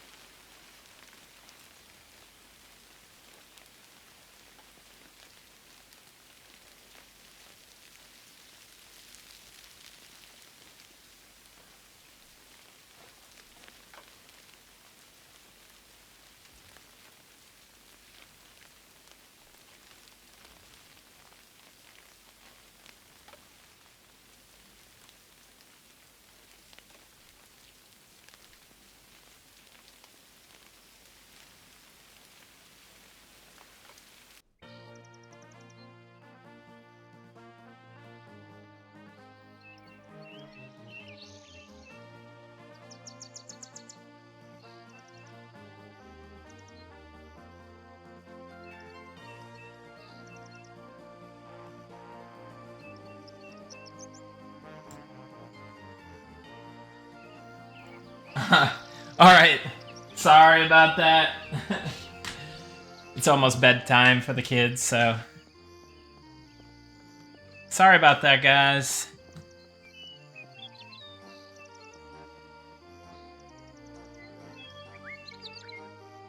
Yeah, some AOA. Thank you, guys, for the welcome back. So yeah, okay, let us... So, just as your lute enhances stringed performances, this flute will elevate melodies best suited for wind instruments. But now, I believe you are ready for another performance. Oh, and should you come across additional fine bones, I will gladly accept them. It is always good to have extra instruments on hand. So I assume maybe as a non-bard, you can also turn these in? But, I don't know. Just that's my assumption.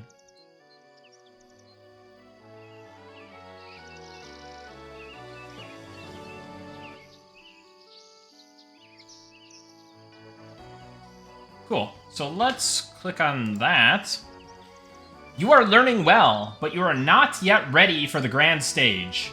There is a storyteller who spends his days at the Maritime Manatee down by the docks.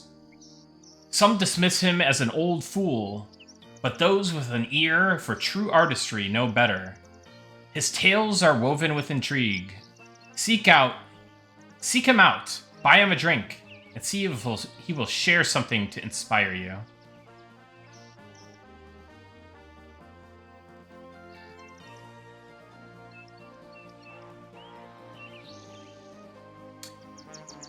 Storyteller who spends his days at the Maritime Manatee down by the docks. Okay.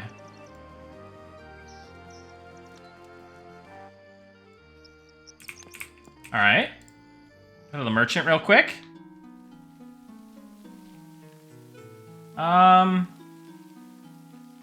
We got the flute.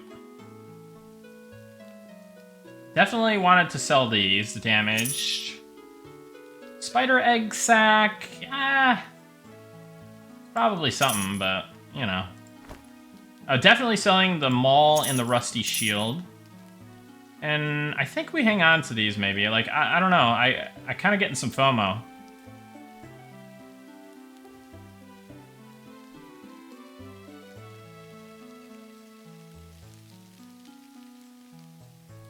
Be cool if you could craft your own instruments from monster parts and harvested wood and mines. Yeah, that would be cool. I mean, maybe you can. I don't know. Let's see. So the next song, level 3, Calming Notes. This song decreases the proximity of a hostile enemy noticing you. So I'm guessing it's kind of like a pacify or a lull. Right, Vathrak? Okay, so we'll get that. That kind of cleared me out, though, a little bit. Down to 7 silver. So let's memorize, or scribe that real quick.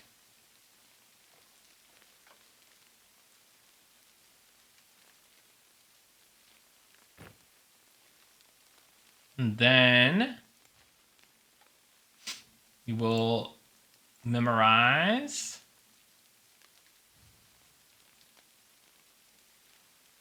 That's one that I don't want to put into my melody. But we can throw that on my 2, that's fine.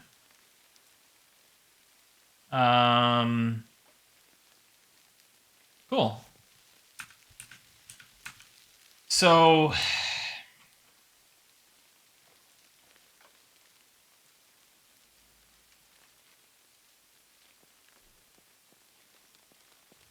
a storyteller spends his days at the Maritime Manatee down by the docks. Hey, there's Vathrak.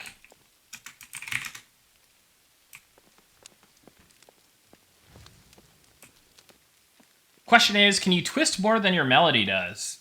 I have no idea. But I definitely see myself being a bit of a melody Andy.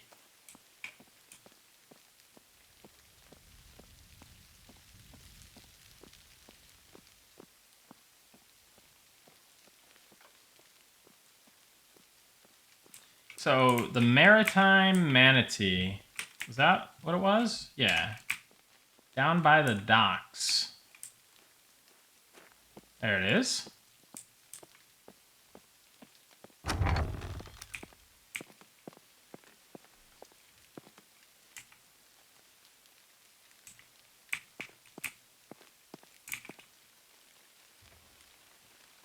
Ah, Lyrig sent you, didn't he?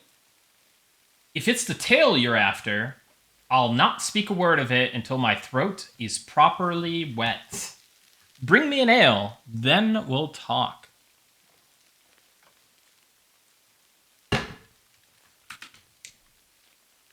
Okay.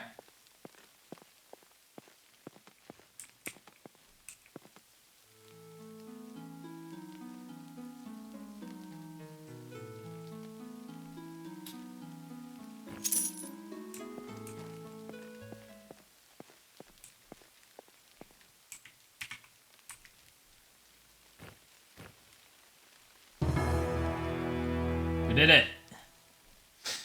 This will do just fine. Truth be told, I don't mind Lyrig sending you young folk my way. It keeps my cup full, after all. But you've paid your due, so simply ask and I shall share the tale. Okay. Not far from here lies a forsaken place, a hamlet once known as Harborview. Now it's a little more than a grave of sorrow. Now it's little more than a grave of sorrow. Its ruins walked by the restless dead. Yet among them, one soul rests differently. A warrior who seeks those to remember his greatness, though now whose accomplishments are barely a memory. So let's get more information about Harborview. An eerie place, without question. What remains of it lies to the northeast of Leont. If you're cautious, a scenic walk along the eastern shore offers a slower but generally safer route.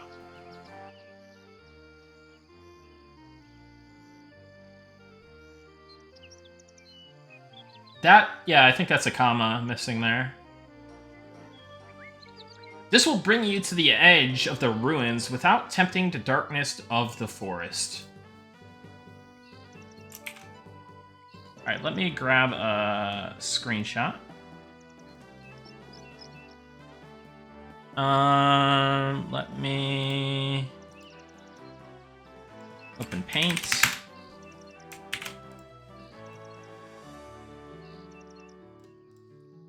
Guess I can only find text bugs. The most minor of bugs. And again, I don't try to convince myself that I'm some kind of, like, English major or anything.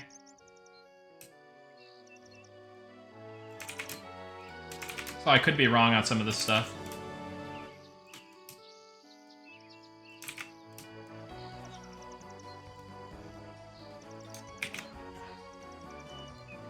So it's, UI text, Old Man Martin.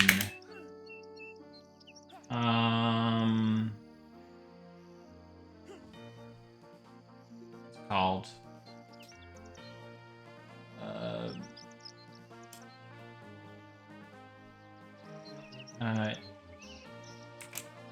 Toast ale turn in, missing comma.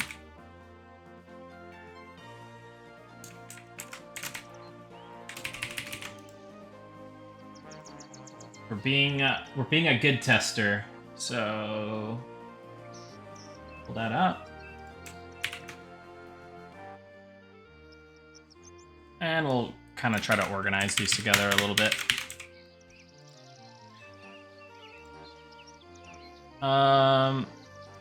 Leont. Cool.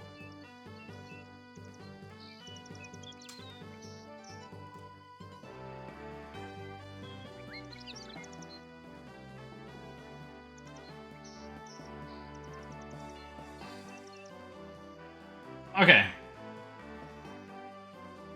So let me actually read instead of and take in without thinking about it from a QA standpoint. My job's been easy tonight. Update quest scripts as Nick plays. I'm glad that I could be of some assistance. I guess I won't put these in as a bug report then. But yeah, it's satisfying to do for some reason. It's fun to get back to kind of where I started, which is just kind of QA stuff. So, an eerie place without question.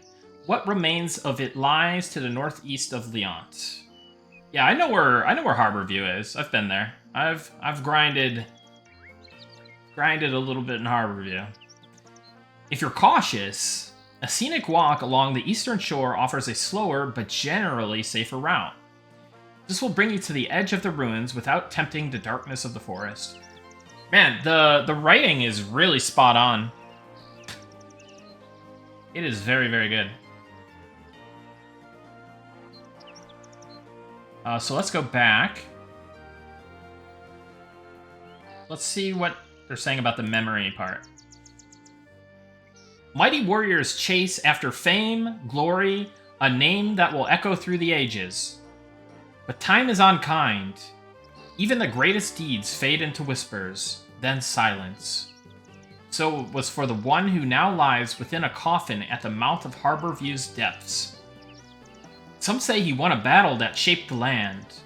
Others claim he was the strongest to ever wield a blade. And yet, there are those who speak in hushed tones of darker, more unpalatable stories.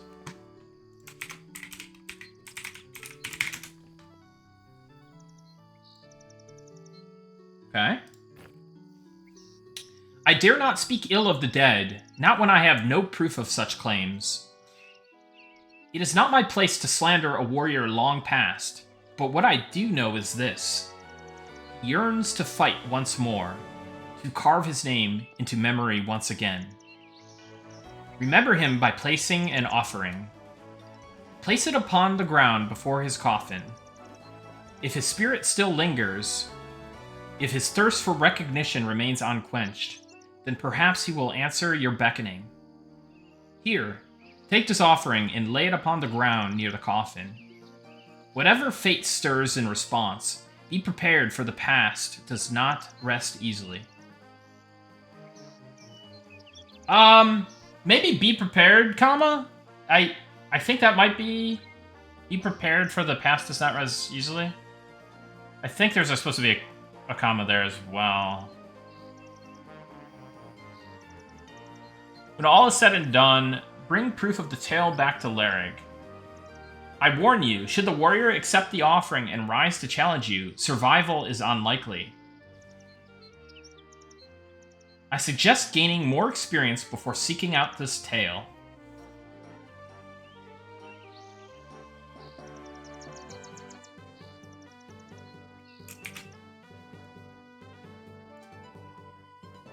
I just gotta do it. Like, even though that you're seeing this in real time, like, I feel the need to do this.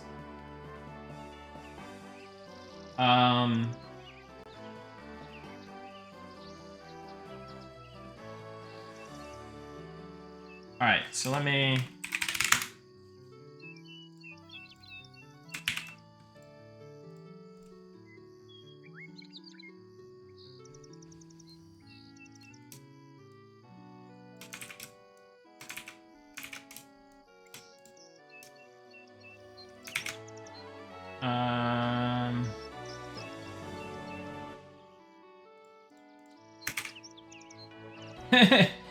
And please, use some kind of thing to double check my BS, because I am no music major. I'm just, or not music major. Well, I guess I am now as a bard, but I'm no English major.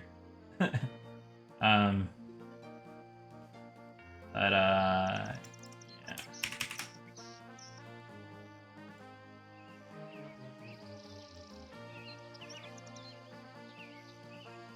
Okay, so cool. Let's do...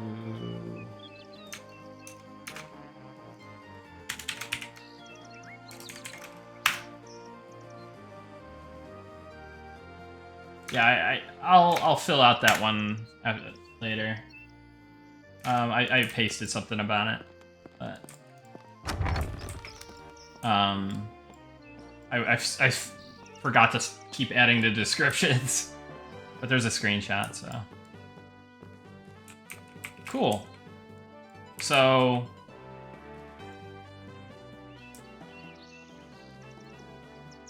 off lineage conversations, old man. I don't know why that keeps happening to me. I don't know if that's a me thing. Because when I went to scroll, that's when I saw that. Maybe that's a me thing.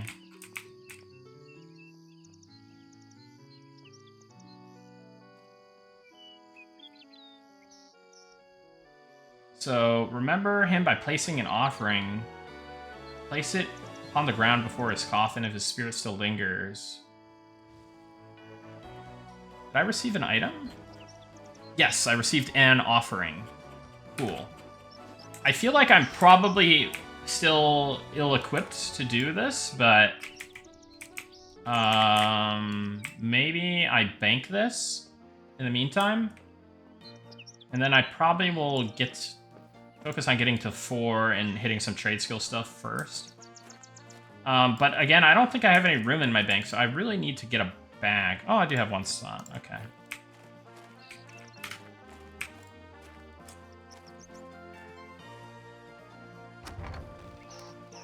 Okay, Splice, sounds good. Have a good relaxation. Have a good night.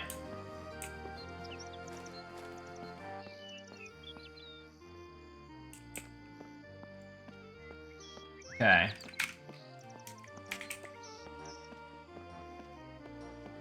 So wind instruments. And then we said calming notes is wind.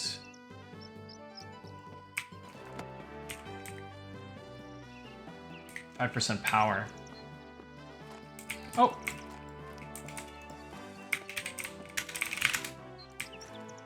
Okay. Adrullan is fun. The graphics are hard. I think the graphics are great. Like, the graphics... Okay, so... I see this a lot, I hear this a lot, but when you're actually in the game, experiencing it, it's actually, like, 10 times better. And I think with the style that they went with, they do it so excellently. Like, the texture artists and...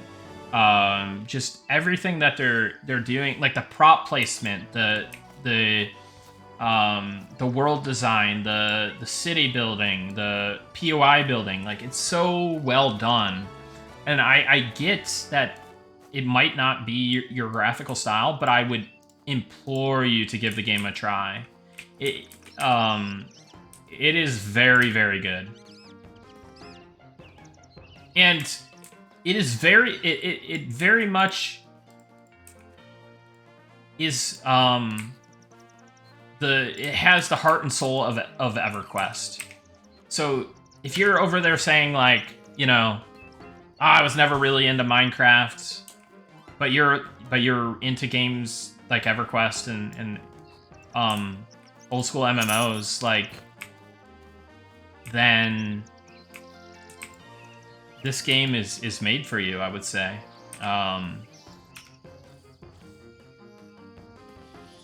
I've been playing. Beast is a lot of fun. Nice, Farless.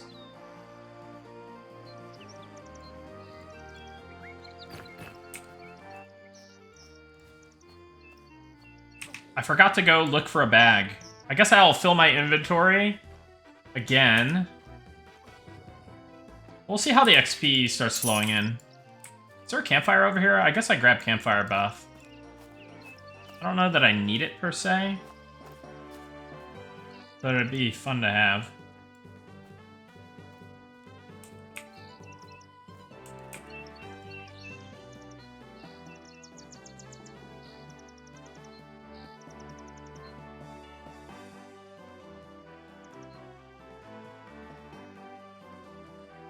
I don't know what you're talking about, Rise of Zek.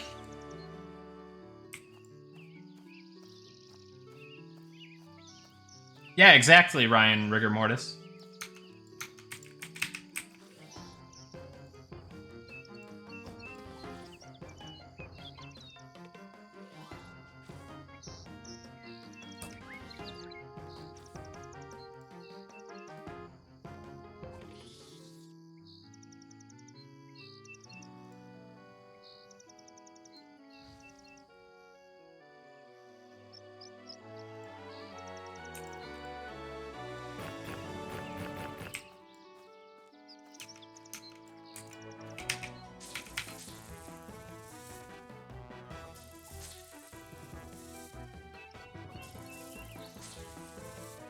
Yeah, I'll check it out.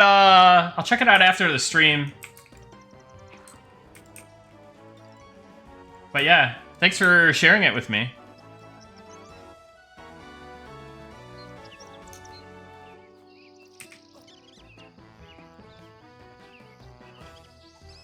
Yeah, I'm not sure if we did or not, Bori. Like I mentioned before, I played very, very briefly. In the like late pop era.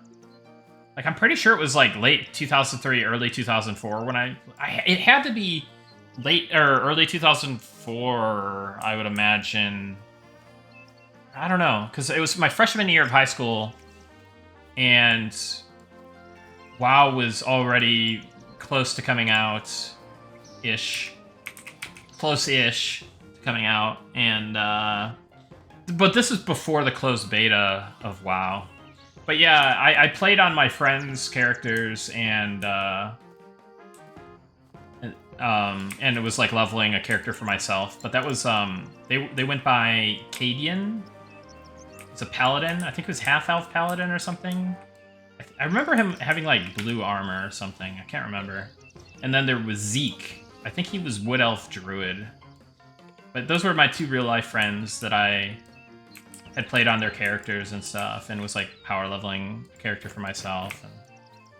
And, but yeah, then I moved on to vanilla WoW beta, closed beta, because again, that same person who lended me the Dark Age of Camelot account also lended me their closed beta for WoW, and I leveled a. I think they had a druid as well on vanilla WoW beta, so I was playing that, but then I also made a human paladin on closed beta for original WoW, and yeah.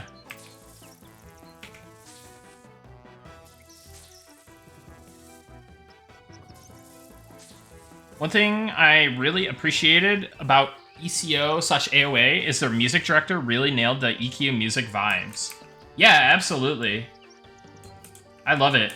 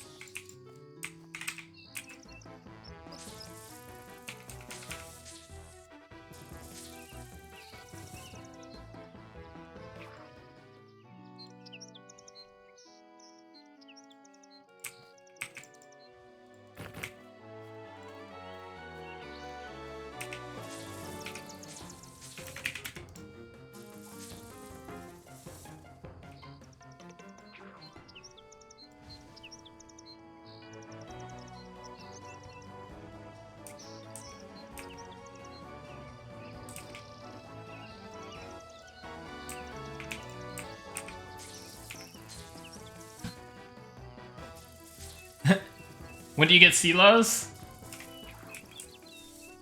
Good question. Sure, it's coming up.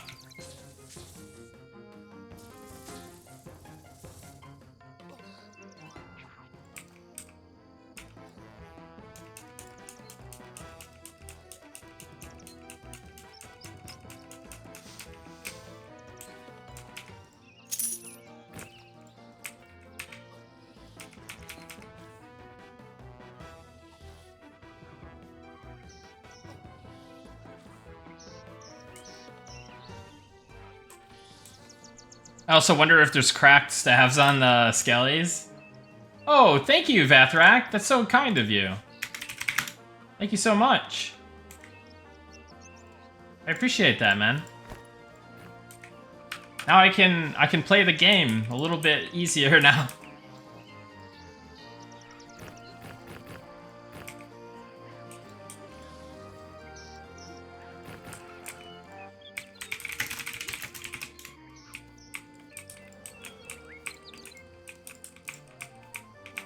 You guys are too nice to me.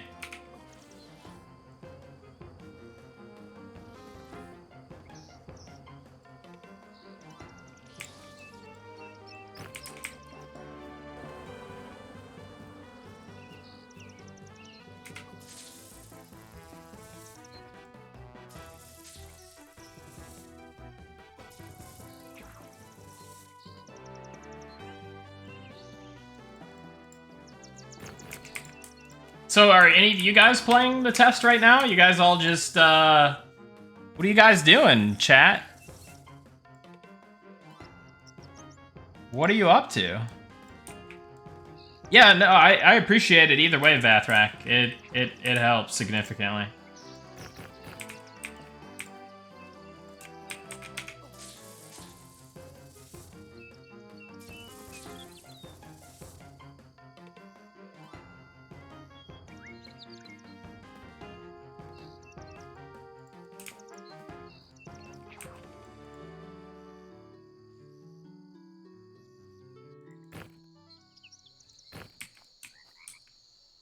Going back to the start of town to get new beast.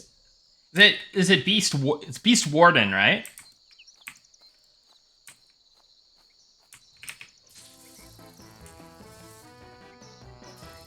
WoW Classic Anniversary. What are you up to on there, Terrafiends?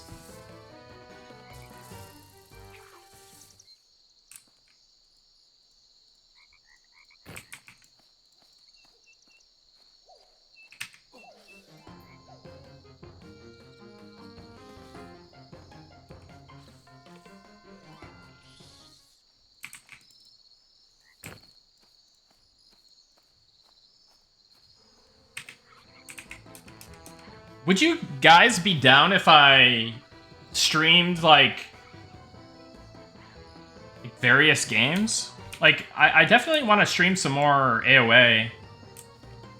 Definitely for the upcoming 6-day test. But if it was something where I, like, stream more stuff, would you be down for that?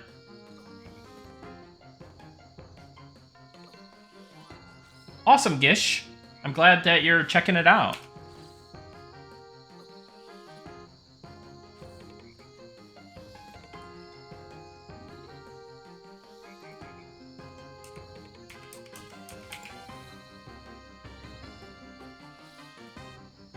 Really enjoyed the dev perspective on games, so definitely. I'm glad you enjoyed that perspective. It's really fun for me to tackle. You know, just give my thoughts and stuff.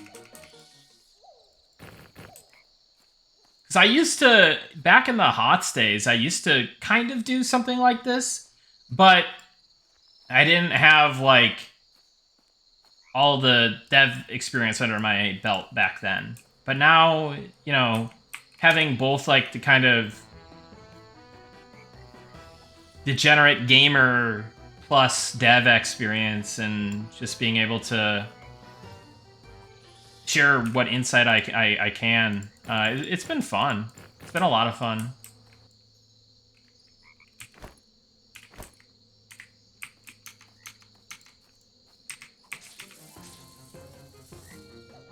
Yeah, I appreciate it, Ryan. I'd be interested, especially if you talk about what you like and dislike from a dev perspective.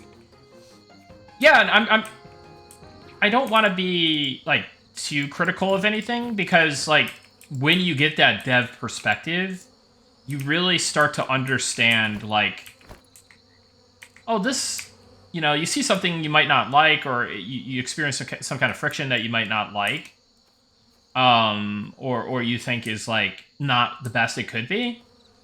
But then you're like then I kind of like go through this mental checklist of like, they probably know about this.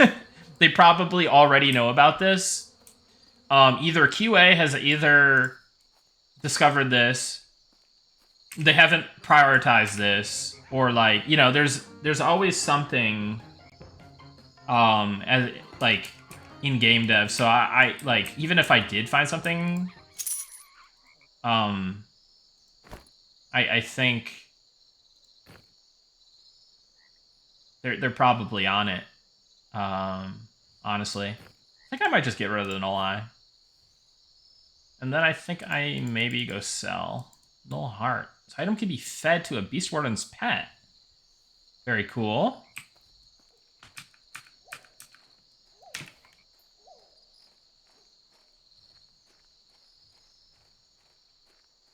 You might be Dirty Sickness.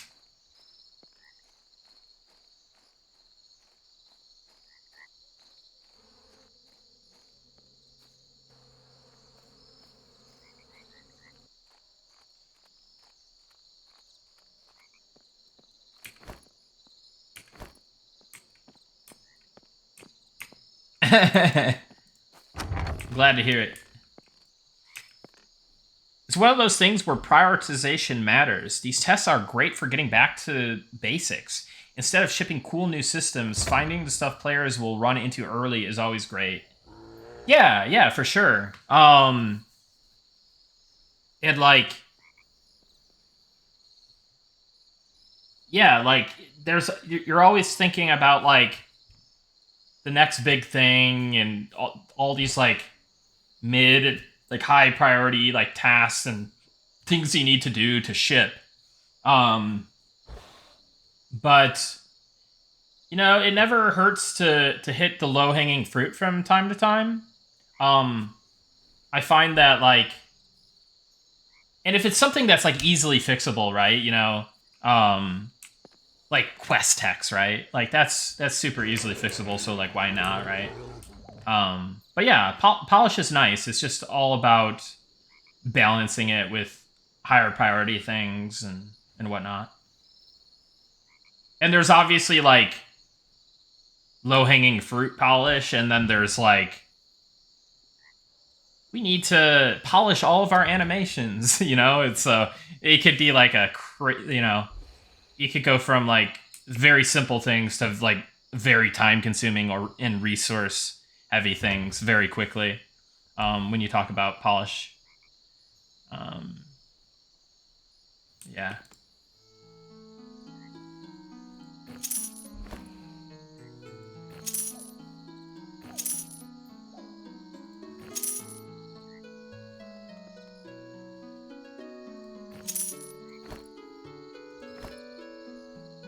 I think I'm gonna bank some of this stuff just to have it. No, this is... Oh, so normally they're doing private testing. They have a closed alpha going on, but... what's it called? They're running a flash test right now, so a public test. Just for the evening, I believe. And then on April 1st through... Is it April 1st through the 6th? I keep forgetting. But I think it's like April 1st through the 6th. And essentially...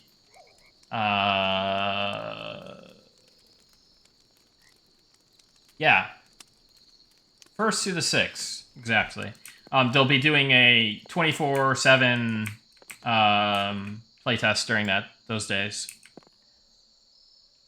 So yeah, get in tonight if you can. You know, make an account, get acquainted with the game, and then come back April 1st and play for almost a whole week. It's a huge milestone to have that much uptime too. And I will say to the developers, you know, it will be taxing. There will be. I mean, you guys, this isn't your first rodeo. You've done so many playtests as is, but when you get to these longer ones, it's like, man, this thing is still running. And you know, I'm sure there will be hiccups and stuff that you'll have to deal with behind the scenes. But the game's running great. The server tech seems like it's really holding up and well optimized and everything. But yeah, just my advice would be just don't stress yourself out. Don't, you know, take care of business, but at the same time have fun with it, enjoy it.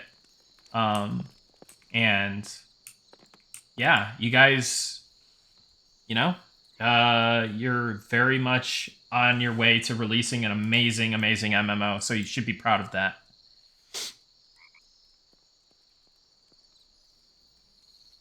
Exactly, Red 13. Exactly.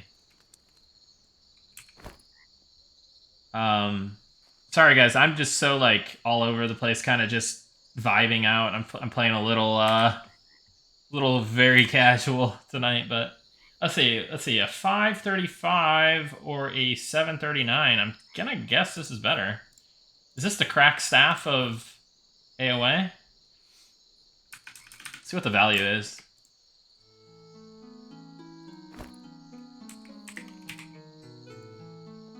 Oh, 4 copper. So it might very well be, but the value's not there. That's okay though. That's fine.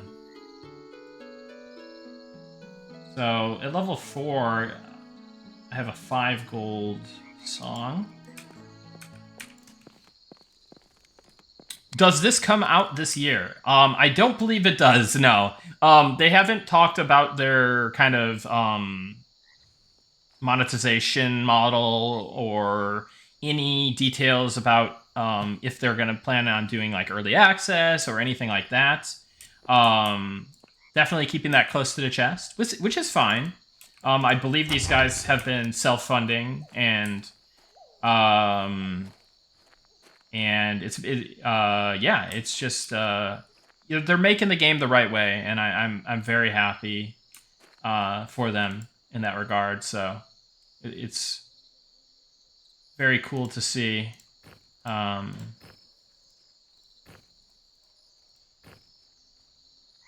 right, so we could drop these in here. Drop these. Oh.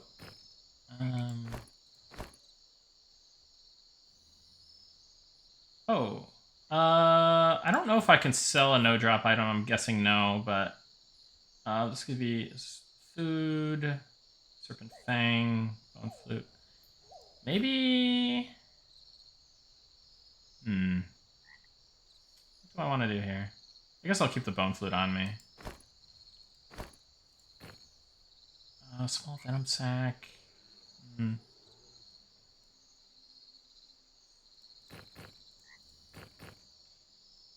much do they weigh? 0.5?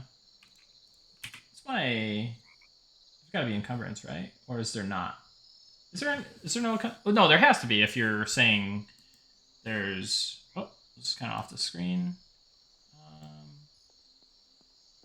Am I just blind?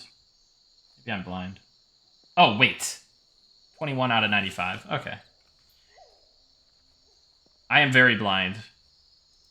So don't take that as it's hard to find. That's just me being me.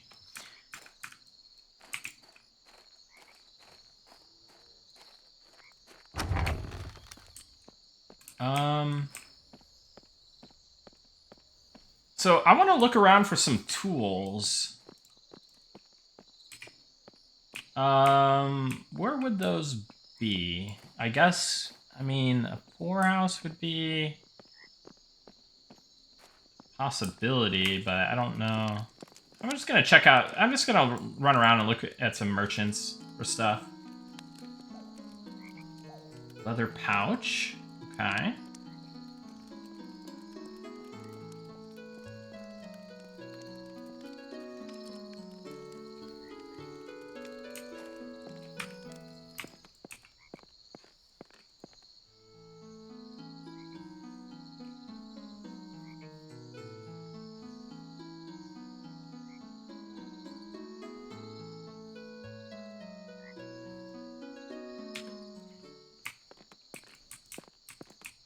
Oh, okay. Cooking trainer.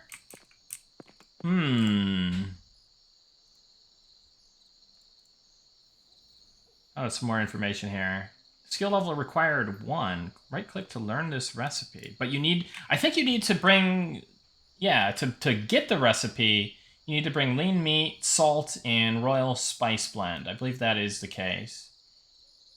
Other stuff we have here. I should write some of this stuff down.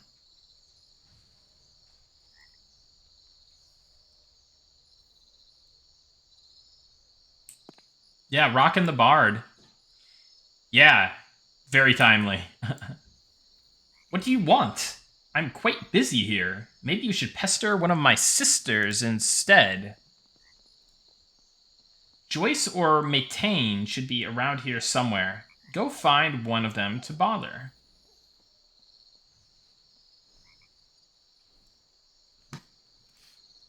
Let me send a message real quick.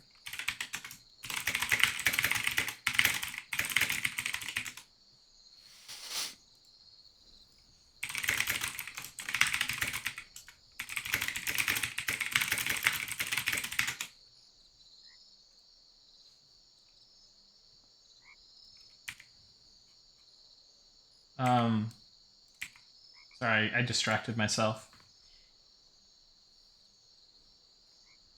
So Joyce or Matane? Okay, here's Matane.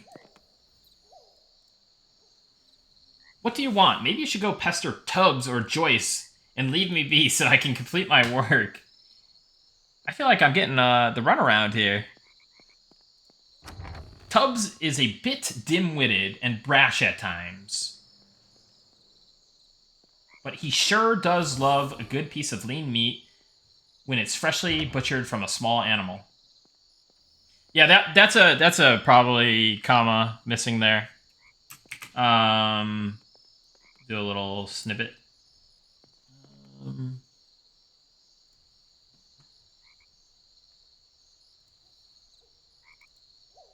Let's do paint. Dude, it's so long since I've...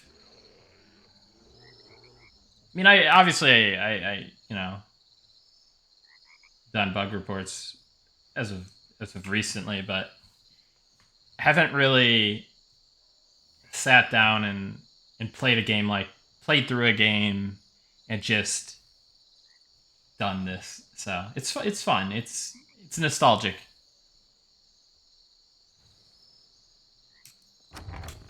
So let's save that.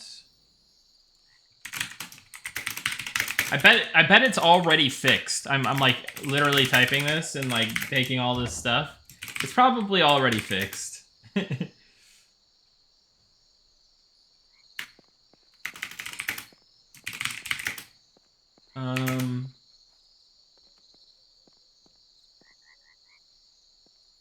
So intro text missing comma.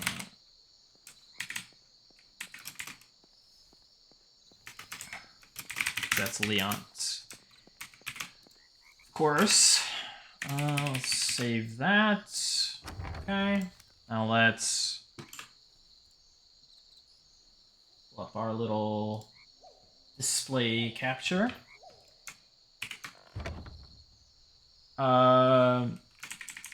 Missing comma in the substring. One second, let me take a look here.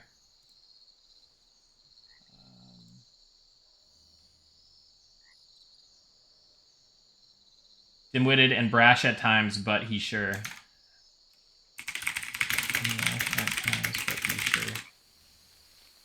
Okay. Cool. Got another one in the books. How is it, Nick? Dude, this game, it's amazing. I've played a lot of it, but I've never played it like this. I'm kind of sounding like a broken record at this point, but traditionally, I am very much a min-max XP. Like, I need to be killing stuff constantly. I need to be XPing. I need to be the highest level. But I'm taking a more analytical approach to playing. You know, kind of for the content, but also just because I just enjoy wearing the game development hat, you know? But yeah, no, this game, if you love EverQuest, if you love, you know, other old school MMOs, you're gonna love this game. And yeah, so definitely give it a try.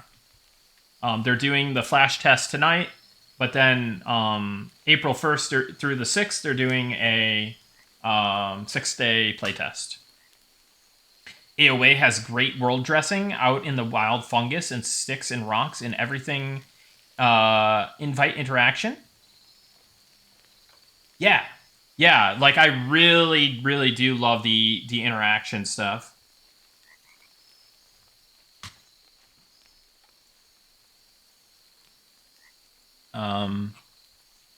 Being able to do that, it's pretty cool.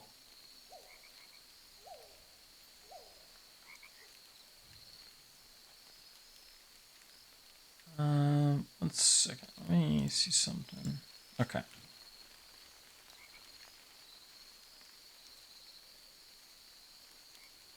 Cool.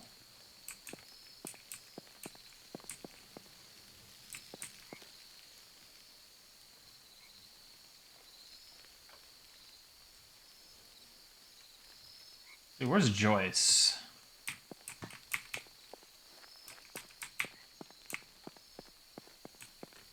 She's around here. She in here? She's hiding up here, maybe? Yeah. There we go. Please make it quick, as me and my siblings are very busy here in our business and do not have the time for idle chatter. Make it quick. Please make it quick, as me and my siblings are very busy here in our business. And I don't know if you're supposed to put, yeah, maybe, please make it quick, comma, as me and my siblings are very busy here in our business, comma, and do not have the time for idle chatter. I could see it maybe being like that.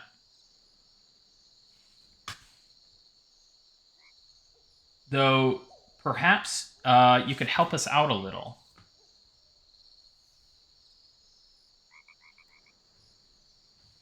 Tubbs and Maytane work alongside me here at our business. Wait, why I talking to you about this? Go away. I am very busy.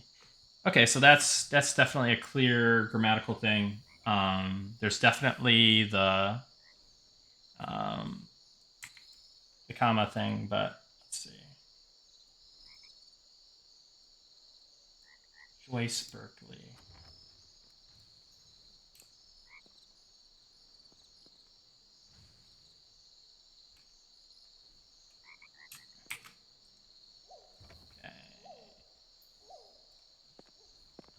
We'll do. Let me.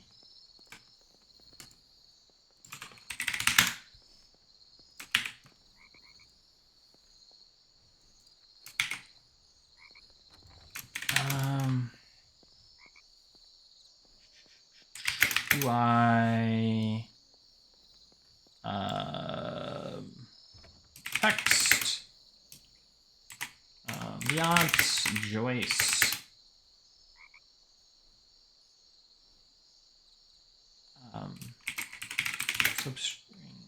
missing comma, and then we can also just save that as same screenshots. We'll do am I saving these as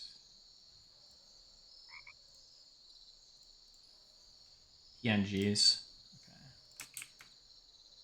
Save as a PNG. We'll say grammatical error. So for the grammatical error one, we'll underline. Sorry, I'm not really showing this.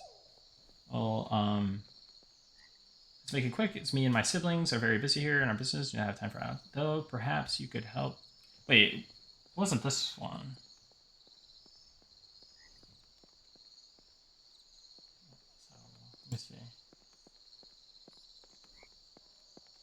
Oh, wait, why am I talking to you about this? Unless that's like a stylistic choice, like maybe she's not too bright and she kind of talks like an ogre. that then that could be like a stylistic choice, but all right, so let me actually let me do this. Get the right snippet.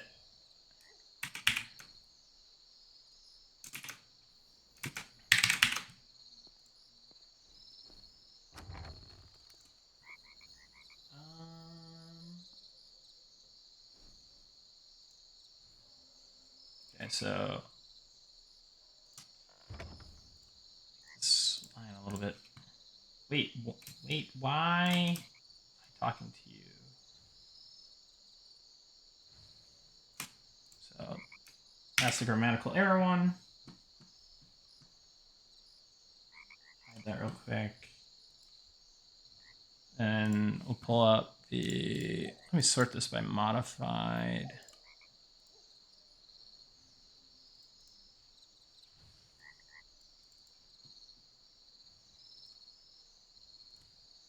Oh. Okay.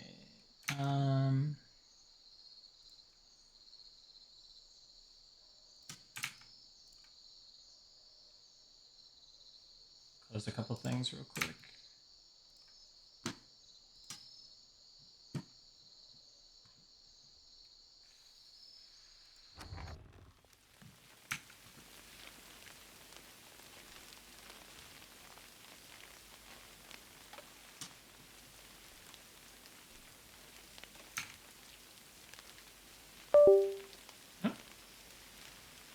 Let me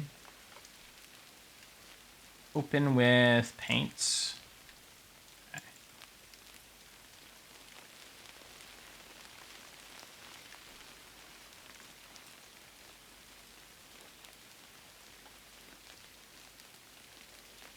Quick. That would be the first one.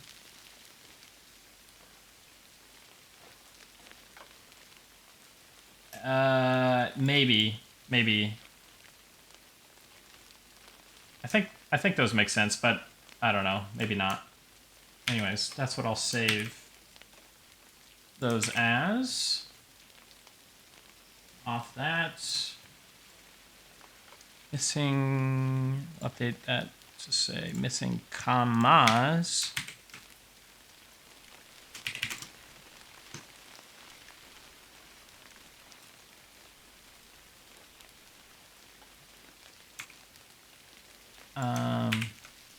So Joyce, missing commas in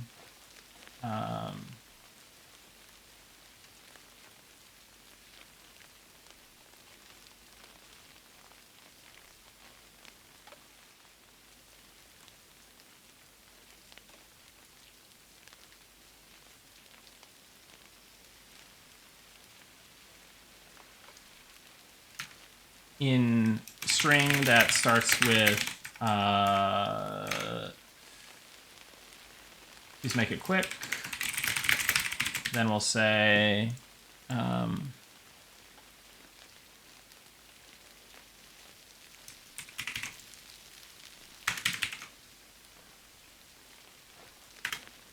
grammatical error in substring where it's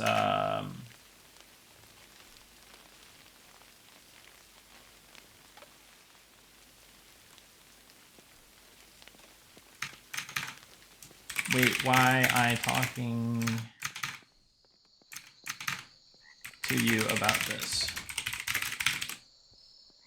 Okay, cool.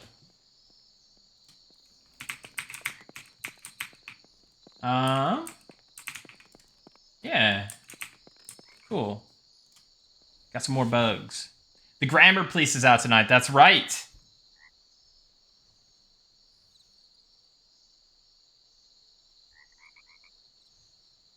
Cool to see you playing other classic MMOs. Have a great stream, Big Nick. Hey, thanks, Quackums. I appreciate that.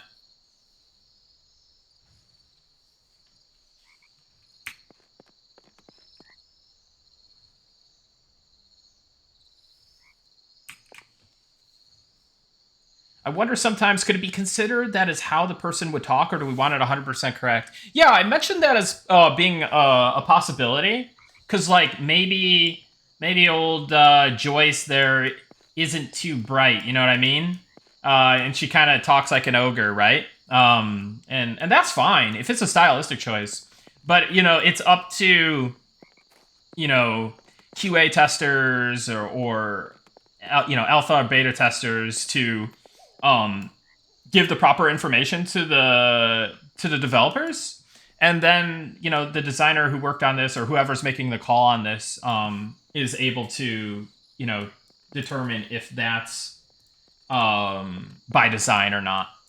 And then typically in like QA and behind the scenes and stuff, you know, you have a issue kind of written out in the issue tracker, kind of like with that text description, and also um, with like a screenshot with like the highlighted bug essentially.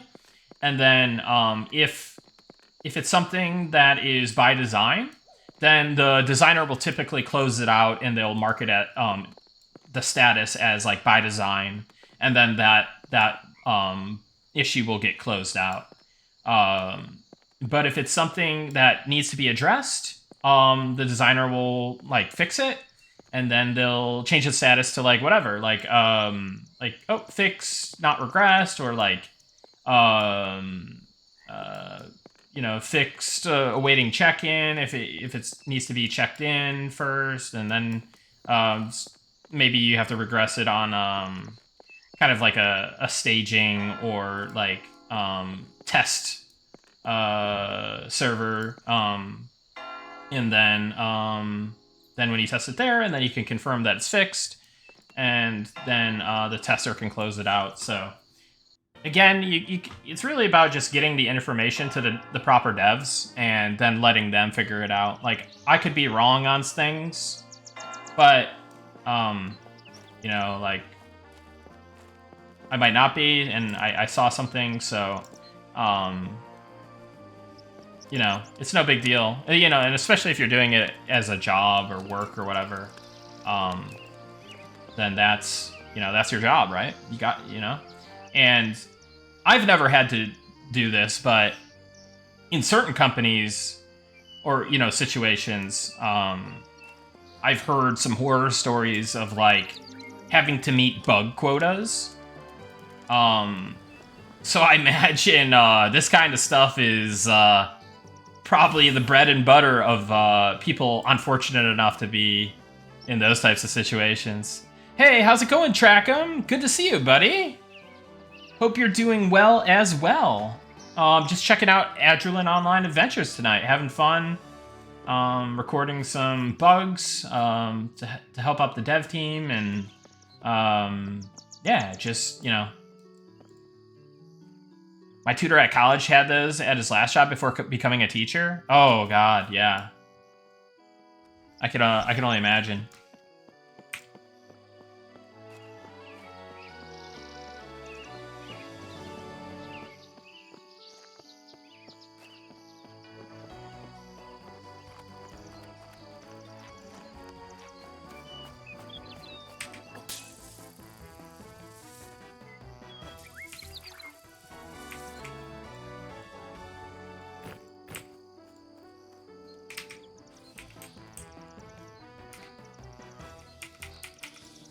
Oh, dude, I am just destroying stuff now. Okay, I could definitely... Let's go hit some higher level stuff.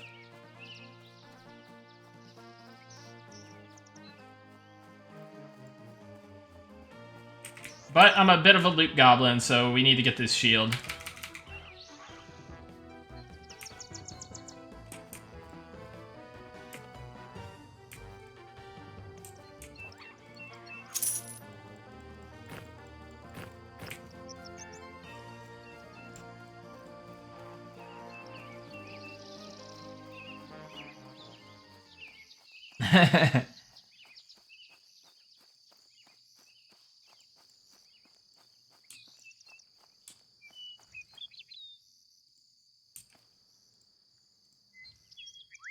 Looks like hemp fiber twine. Spool of twine drops off of, like, skeletons and stuff, so, like, probably humanoids. Cotton. Also here off this. Maybe I grabbed these, so... Grab some cotton. I guess I grabbed this. I get rid of the scrap of null fur. That's what I have here. No permission to loot this one, but I'll grab this twine. Inventory's full. If I cleared something. Maybe not. Let me put my stuff where I usually have it.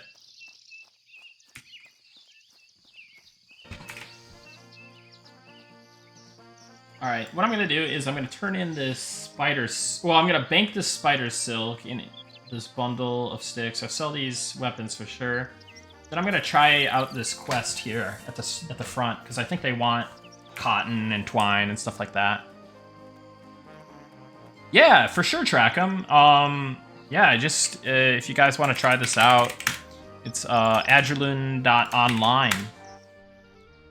Have I tried out any of the crafting? I'm kind of gearing up for it. I haven't tried it yet. I saw that to get some of the recipes, you have to have different components. Okay, let's see. Oh, too distracted to do this. Probably because the merchant window is open. Doesn't help the boot order. Keep it and bring what we asked for.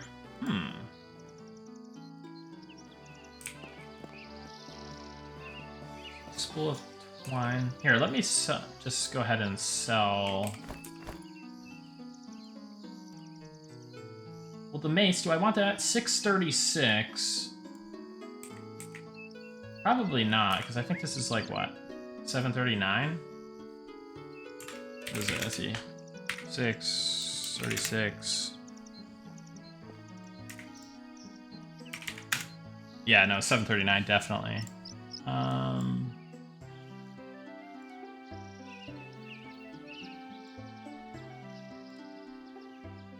So sell that. Drop this in our inventory.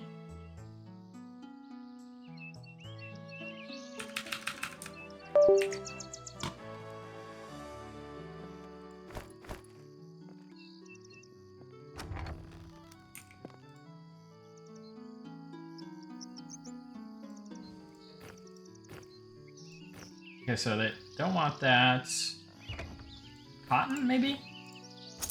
Yeah, okay. This is some fine quality cotton. I will use it to stitch high quality tunics those bards are always after. Take this for your trouble. 7 copper as your reward, and you gain experience. Cool. I don't think, yeah, she doesn't want silk, right? I'm glad you're back, but you should give these items to Maweave and Aniline directly. They'll know how to process them for the boots. That doesn't help the boot order. Keep it and bring what we asked for. Yeah, so it's funny, because there's probably a quest on Aniline, but the path of least resistance, you walk in here, you see the merchant, you're like, oh, sure. Let me sell here, then not look at anything else. Edmund, cease your insufferable daydreaming and fetch me... Oh, pardon me, madam. Hey, I'm not a madam. It seems in my haste I mistook you for that foolish manservant of mine. Should you forgive me for erring, I shall find it in my heart to overlook a seeming commoner such as yourself, designing to distract me from my present occupation. For what reason would an anointed patrician... Was it patrician? I can't even say anything. But is anointed... Yeah, anointed is right. Okay. Patrician? I don't know. Like I said, I don't have a good command of the English language. I just recognize things. Such as myself stoop to this patronizing a lowly establishment such as this. sheer necessity, obviously. This dingy thrift appears to be the best Leon has to offer for the fashionably inclined. And so I find myself here, digging through these rags in hopes of finding the genuine article. You truly are quite the simpleton. Just emerged from a long nap under a rock somewhere, did we? Haven't you heard the news?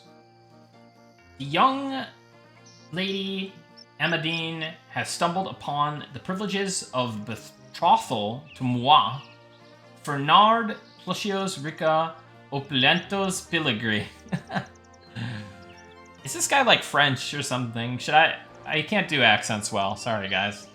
Needless to say, on the day of my wedding, I shan't be seen wearing anything but the most resplendent... Dude, this is the hardest conversation I've ever had to read, but in a very good way. I love the use of vocabulary. Repleasant?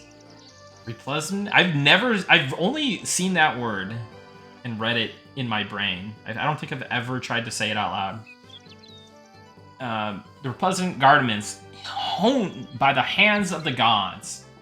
Nay, in this backwater, however, I may have to settle for perfumed rags. Woe is me! I would never trouble myself with such a Philistine fiancé if it wasn't for the... Never mind. Why do you remain here? Don't you have a sheep to milk, or a cow to shear, or whatever task you commoners occupy yourselves with to distract from the existential insignificance of your existence? Dude, whoever wrote the script for this, props. And yes, I probably do have something better to do, which is run over here to Adrullan to see if there's a quest for me.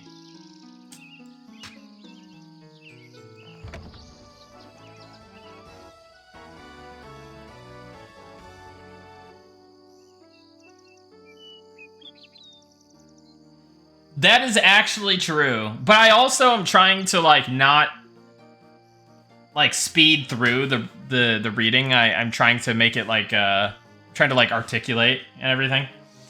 But yeah. A new face. Welcome to the Blue Sheep, where quality and style come together. Feast your eyes on our fine leathers and furs, or indulge in the allure of the exotic. Okay. Excuse me.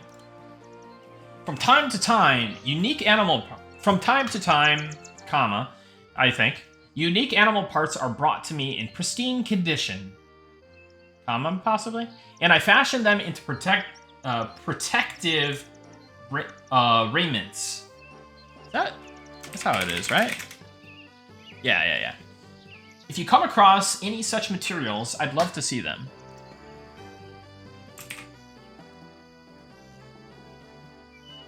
Cool. Oh, so here's the simple skinning knife that I've been looking for.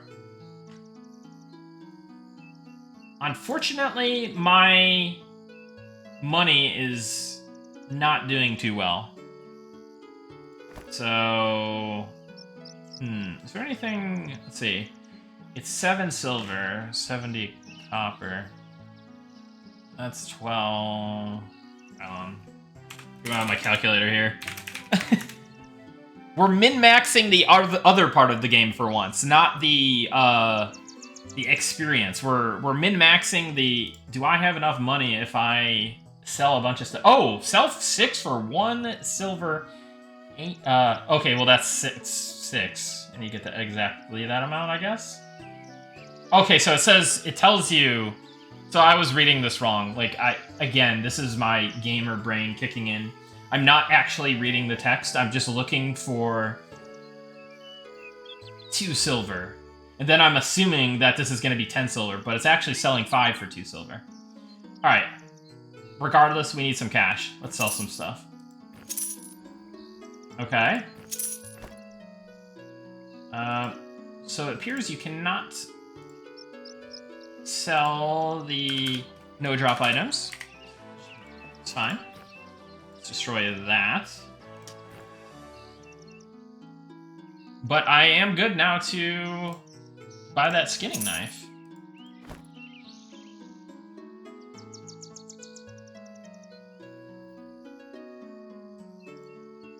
Cool. Rusty shield. We part ways. I'm gonna start saving the food because I'm kind of invested. I want to try out see what cooking's all about. Maybe I need that. But hold on 1 second. You still have that potential comment issue here.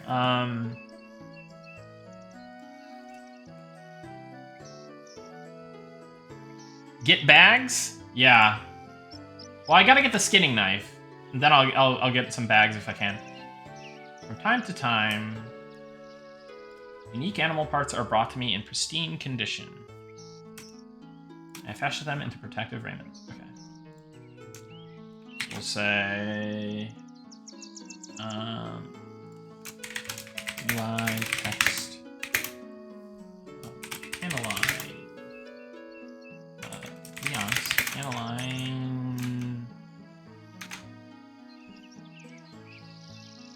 hide shaper. Missing commas.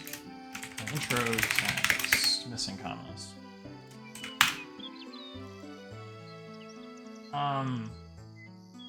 Okay. So we'll save that, and then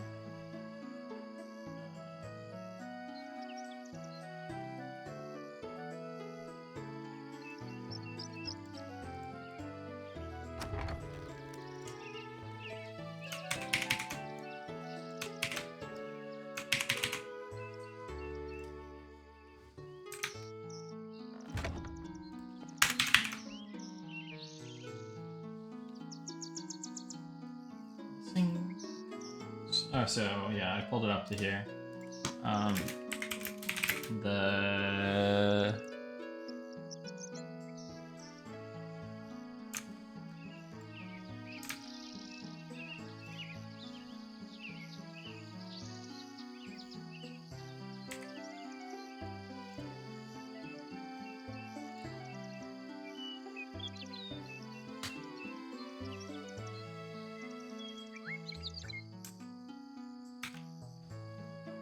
substring,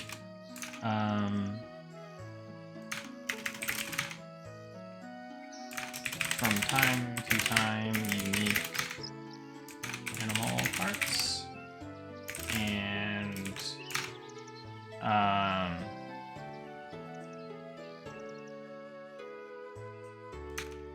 in pristine condition, and okay, cool.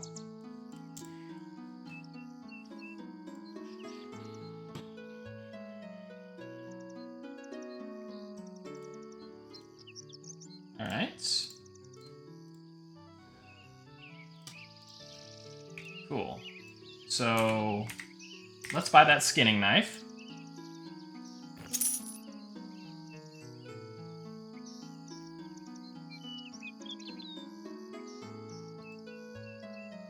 Nick is squashing all the bugs.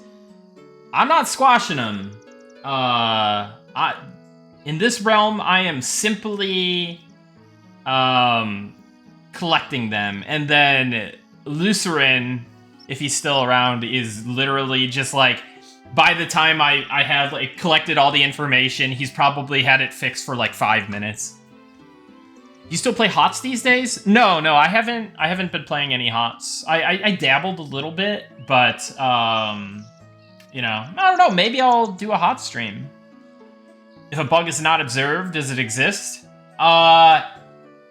Yes, it does.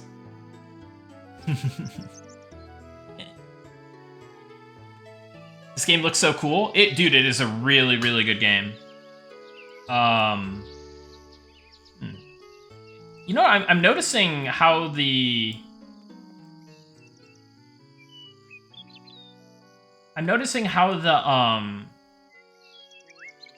the chat bubble for NPC quest text is moving around.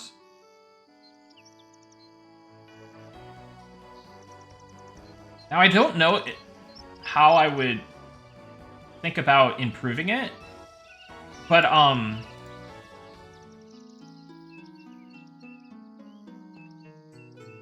yeah, maybe there's some polish potentially there. I won't. It's not a bug, but I could see it being like a little polish item for sure.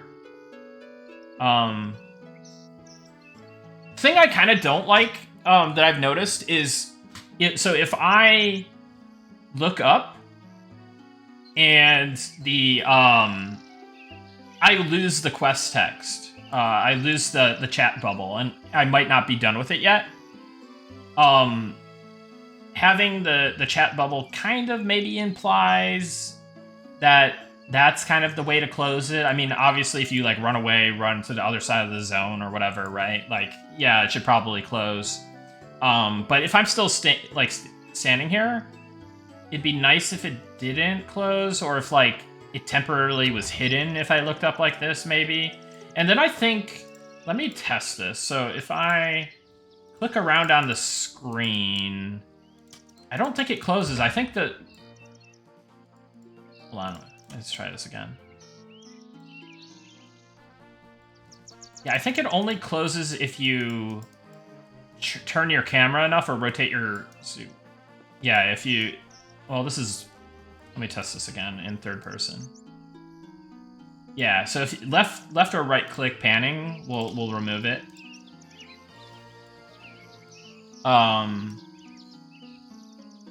But yeah, I don't know. Maybe there's... I guess it assumes you're zoomed out a little bit. Then it's not too bad, but still a little bit like... kind of messes with the presentation slightly. So maybe I make a note. Now, if you're in QA, you have two options to go about this. Essentially, you're either writing a bug report and potentially making a dev mad, or you're maybe developing a relationship with a designer or something, or maybe you don't really have a relationship with them, but you kind of know them in passing or whatever, and you're like, hey, I was messing around with the chat bubble thing or whatever, right? And I noticed X, Y, and Z, right? So that would be another way of going about it as like a QA tester at like a kind of like a more large or well-established like AAA studio kind of environment, right?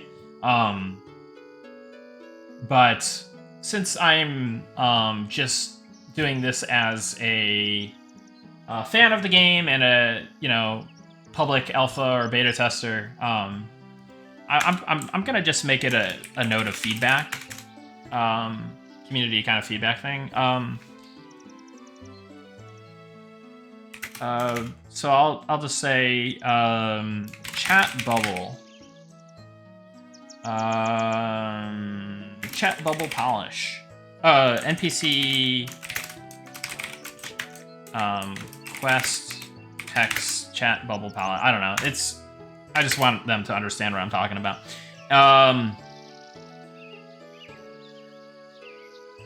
My expectation is that the bubble doesn't close if I pan my camera a little bit too far, as long as I'm in range of the NPC. I think we can set this to word wrap for now. As long as I'm in range of the NPC,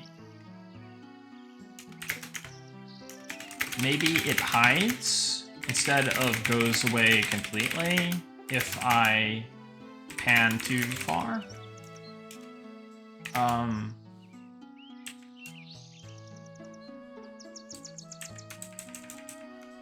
Let's see.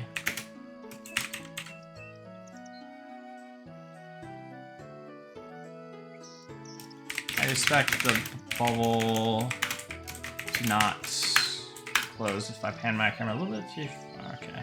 My expectation is that if I'm seeing an X to close the window, the bubble,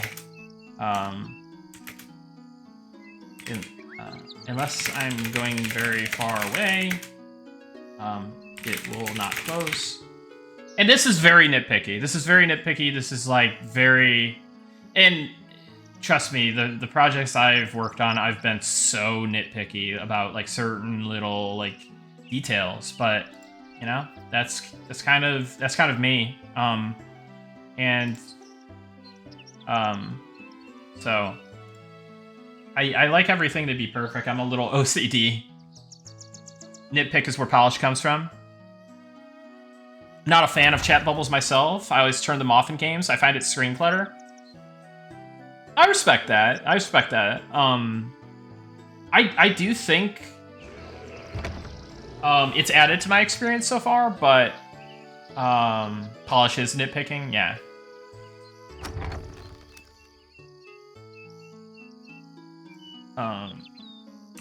Maybe only hide temporarily? Okay. While I panned away. I'd expect the bubble to not close if I pan my camera a little bit too far. I should really use commas because I'm being, you know, I'm being a little judgy if I don't put the commas in. Maybe it hides instead of goes away completely if I pan too far. Oh yeah, I did say that. I put that on my third point, so that's kind of redundant.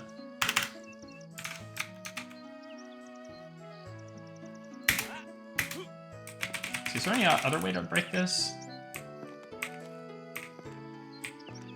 I guess, yeah, that makes sense.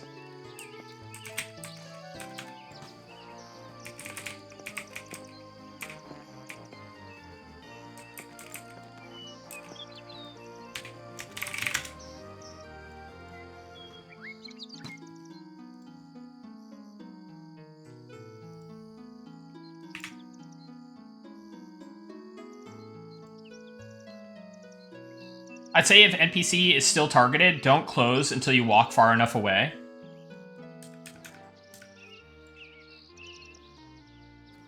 Yeah. So what happens, let's see. What if I press escape? Okay. Yeah. So what if I, can I target Nick Bard? What will happen then? Oh, target is not a command. Okay, slash target's not a command. Here, let me angle myself. What happens if I do this? If I target Braith back here, does it close? It does. So it appears to be a targeting thing as well.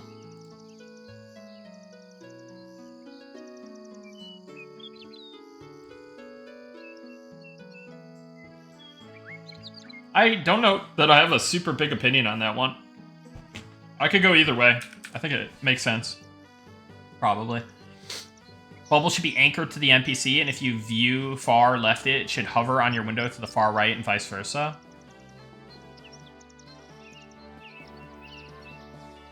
Yeah. Yeah, I kind of like that. Let's, you know what? We're gonna just jack your feedback. Track 'em. Shout out, track 'em, CA. There it is. Real question is Kirkland's or no Kirkland's? I had a non-Kirkland. Well, I had coffee today, but it was not a Kirkland.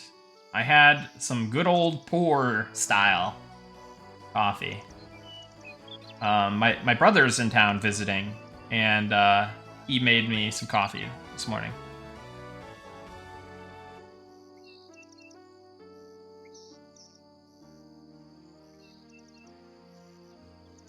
No, Logibre, no.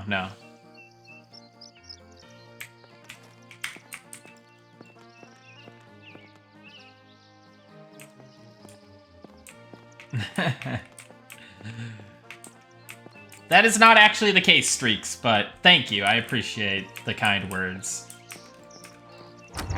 Okay, so we've got the simple skinning knife. I'm eager to see how that works. What else is on this? So there's some tannin, a chemical tannin, sap tannin, animal fats. You got some leather armor, thread bonding agent. You got items that have been sold. You know what'd be cool? And maybe it already does this. It probably already puts like the default vendor stock to the top. That's what I think I'm saying. But it would be cool if there was like some kind of like, this is where the vendor stock ends. You know what I mean? So we could say like merchants. More clear. What's a smart word? I guess it's not really a smart word. We'll just say more clear separation between where vendor stock ends and player sold items bought sold. I guess player sold items begin. I guess that's fine. They'll know what I'm talking about. Cool.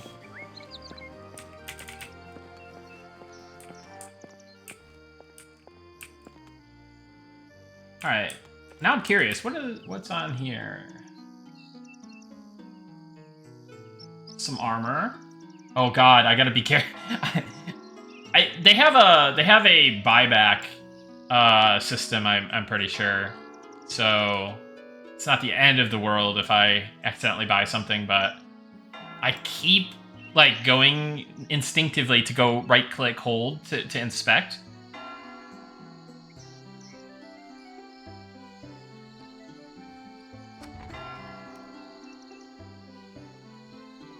All right.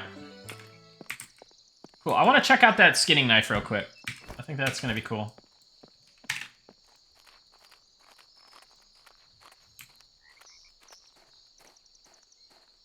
By the way, guys, thank you for joining me on the stream. I know it might not be the kind of content that you're used to from, you know, people that just play games and have a, you know, grand old time. I'm a little bit of a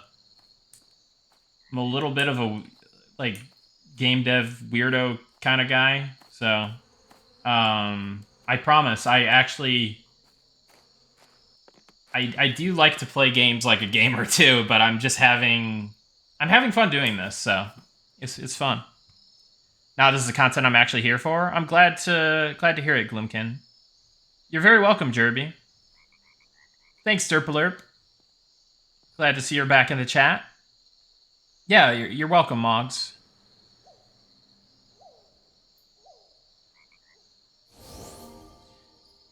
Have a good night, Stavil. Have a good work in the morning. Hope you get a good night's rest and have a good day.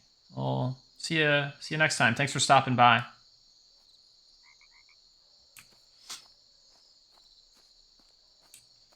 All right, so let's kill something we can skin, shall we? I guess snakes count, right?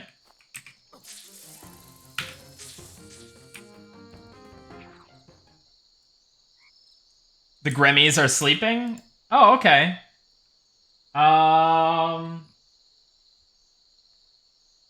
Well, I'm about...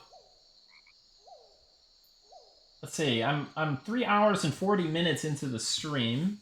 There's 7 minutes till 10 p.m. I like round numbers. So maybe we go like maybe 20... Oh, you gotta do something first? Okay, yeah. Let's... Is 20 minutes good, do you think? Derpalurp?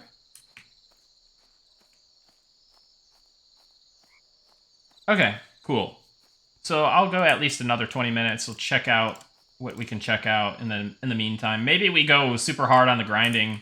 See if we can round it out to a level 4.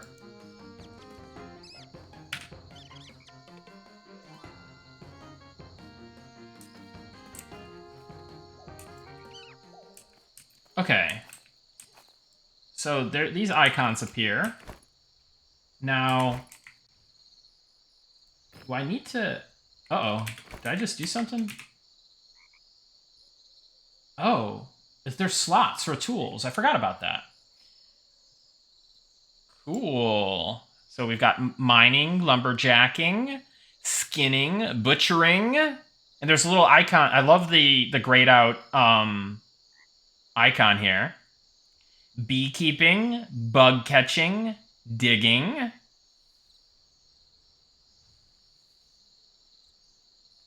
You want to know how nitpicky I am? I'm thinking about this.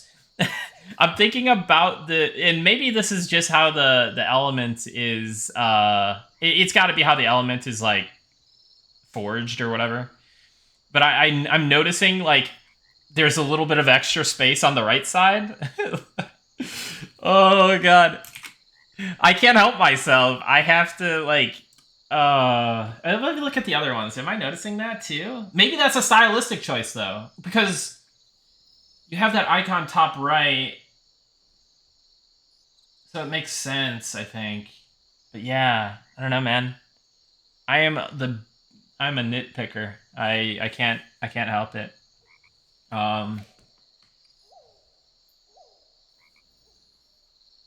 Okay, so there's a recipe book icon.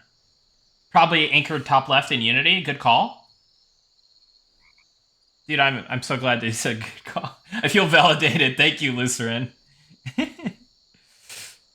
Yeah. I mean, it's just a minor thing, but you know, polish is polish. Oh, a Nick picker. Yes, exactly, Acumen.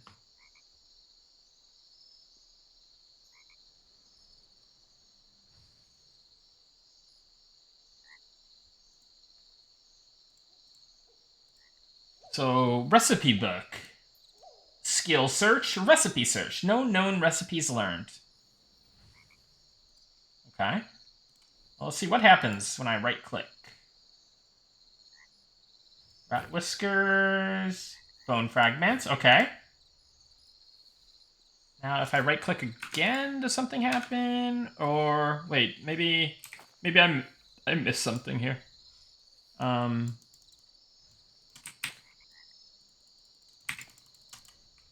So let me go back. Tools. Is that something I can...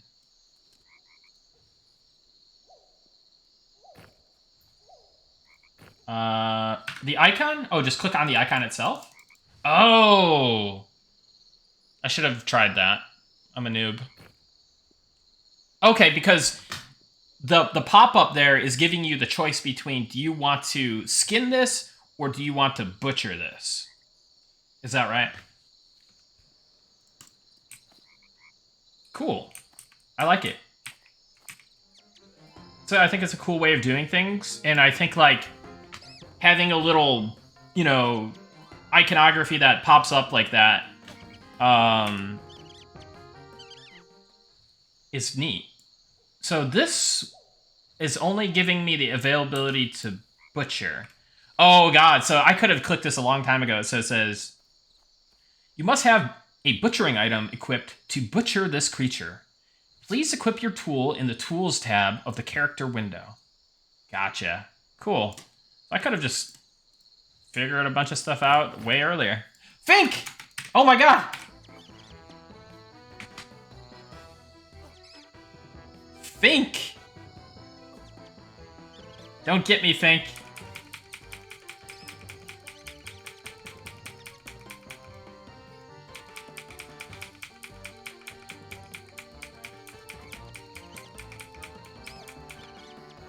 Your weapon reverberates. I haven't been looking at my combat log too much.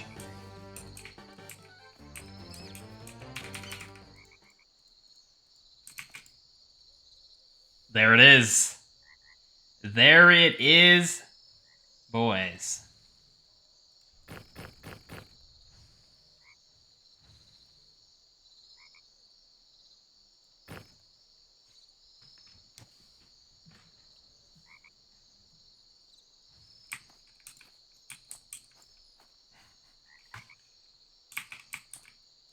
Oh, it's so funny. I feel like that got spawned on me, you know? Like, he just came out of nowhere.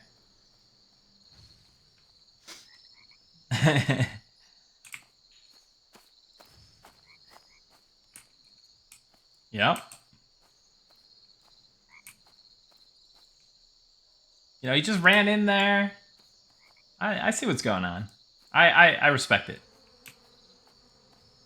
Okay, so cool. So we figured out the skinning system and kind of, well, yeah, skinning and harvesting of creatures. So I definitely got to go find a butcher's knife. And then I guess I'll make the hard decision of, like, do I butcher or do I skin?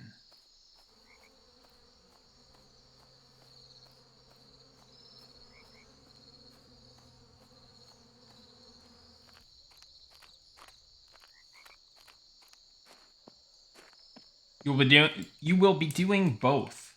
Yeah, I don't doubt that. Sometimes you can only do one or the other. Oh, can you sometimes do both, though? You can do both?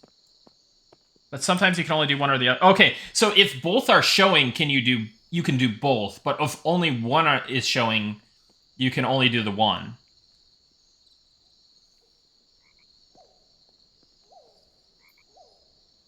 Something like that, Jetafix.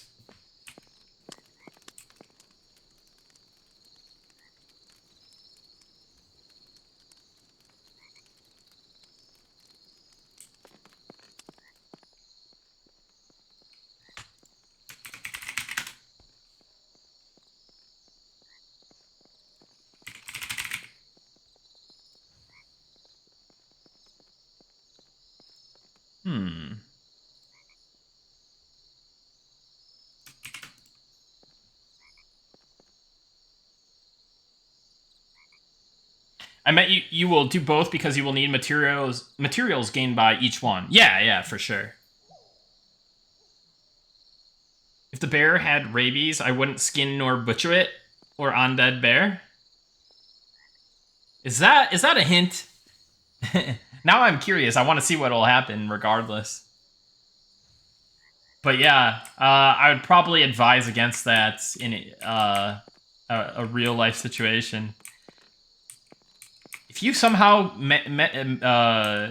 took down a bear with rabies in real life, I'd be impressed and scared.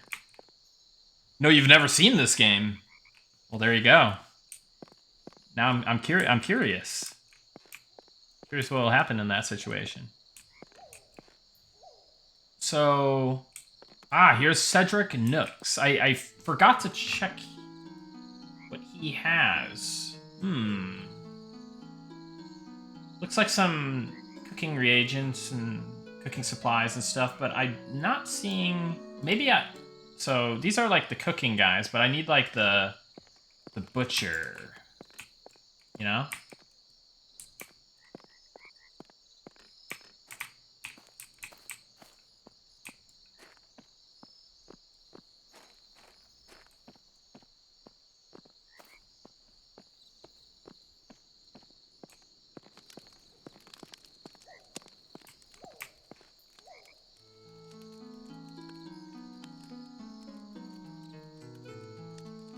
Do you guys think it would be fun for me to continue this playthrough on the first?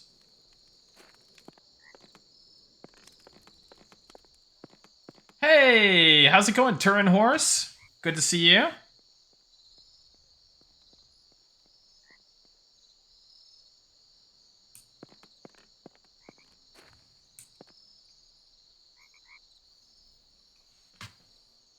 I've been told the whiskers and bone chips are for quests, but I can't find where to turn in.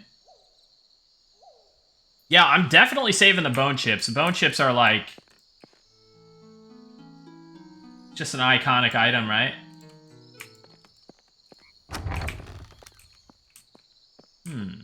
Let's do a little bit of exploring before we call it for the evening. Leatherworking trainer, okay. So here's another place to get the skinning knife.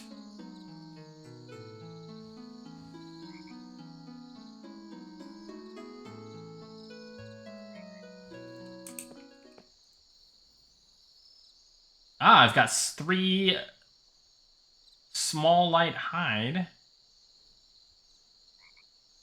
But I need sap tannin, and then I could get piece of cured light leather. I could buy this from the store, I believe, right? But yeah, sap tannin, right? Is that right? Okay. Sure, let's try it out. Let's get a recipe. What did we notice? So let me close this. Let me open this. Aha. So this UI element doesn't have the ability to dynamically update. Now, I don't know if this is going to be a planned thing.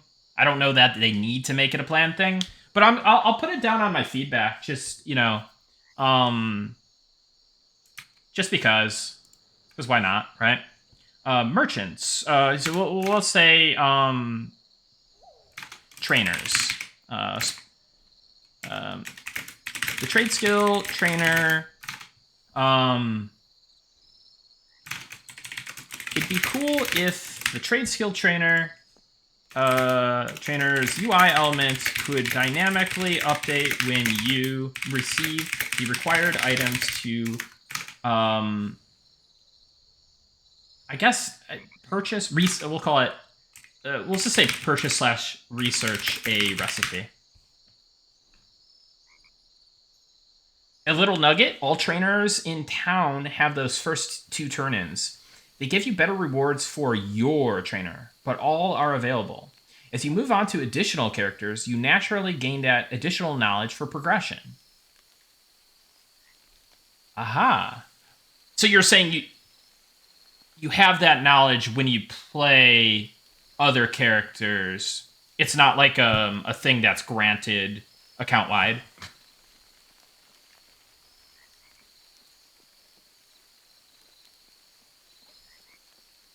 There are different items for each trainer. Oh, okay. Gotcha. Let me go back.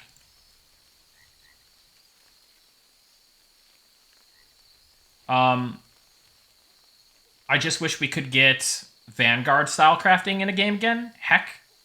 And the assisted gathering as well.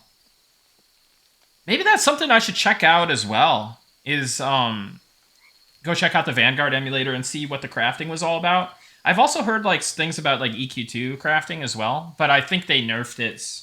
Maybe the old school classic TLP that they made, like maybe you can try it on there. I don't know, but that'd be interesting. So Lutheran says, so as you've learned what Bard takes, you can come back on other characters and turn those items into Bard. Interesting.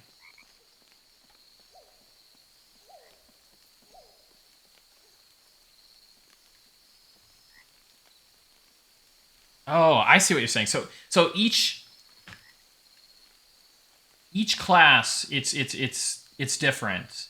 So if you've played Bard, and you know what the mats are you need for the research, you can go and if you like play another class and you're like maybe gathering some mats or whatever, you could maybe get those transferred to your Bard if you want them for your Bard, or maybe you could sell them to a Bard or whatever.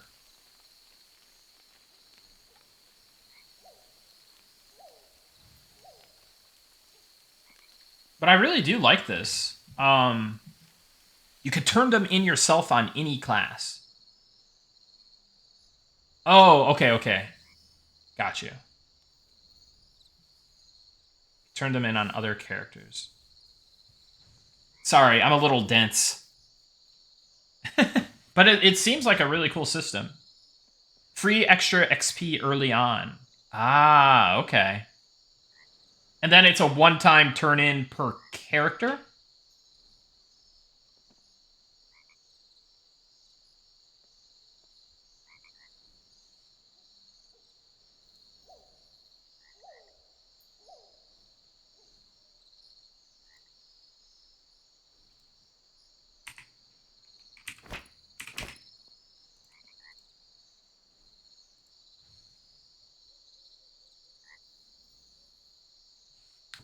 Repeat? All repeatable, but diminish quickly in the 1 to 5 range. Gotcha, gotcha.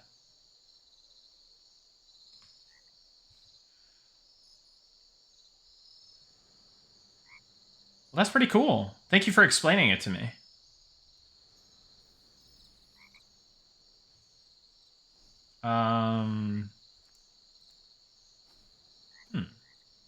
So now I can open my recipe book and I can see piece of cured light leather, curing level 5.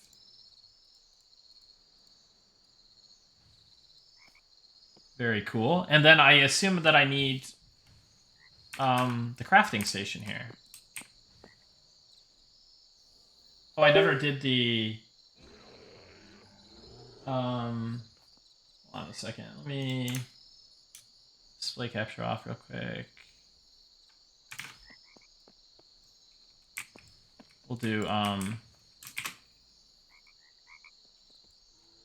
quick screenshot.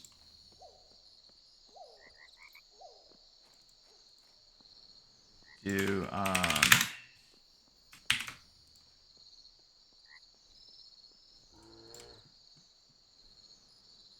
so just quickly showing that, and I'll make this kind of this. And then I'll turn off display capture real quick. We'll say UI tooltip elements, extra space at the end, extra blank space at the end or right side of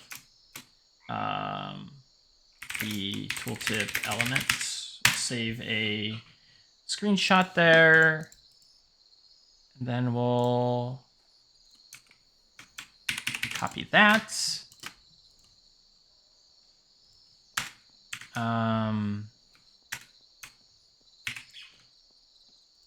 Cool, and then we just drop that in there. Shift blank space. Cool. Cool, so let's see. Coming up on that 4 hours here, but oh, here's a butcher. Okay. Doesn't appear to be a merchant though. Maybe. I don't think he has any text for me. Press hail. Doesn't appear. Okay. Merchant here though.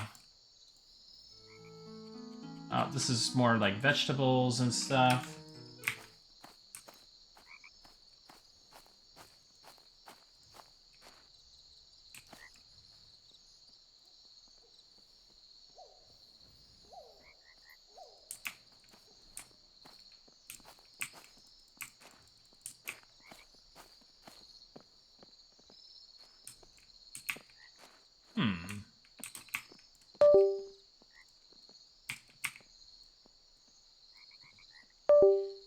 Food and drink are slated to give interesting short-term benefits. Quite a few in game, but definitely needs more love. Yeah, I'd love to hear that. That sounds great. I just love how charming the propping is over here. This is just such a cool little market area. I love it.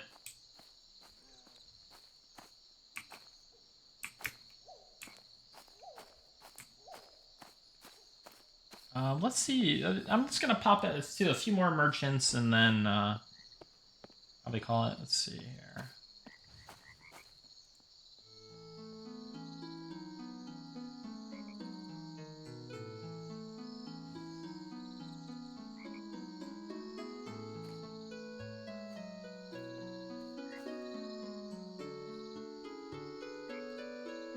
I could get another bag.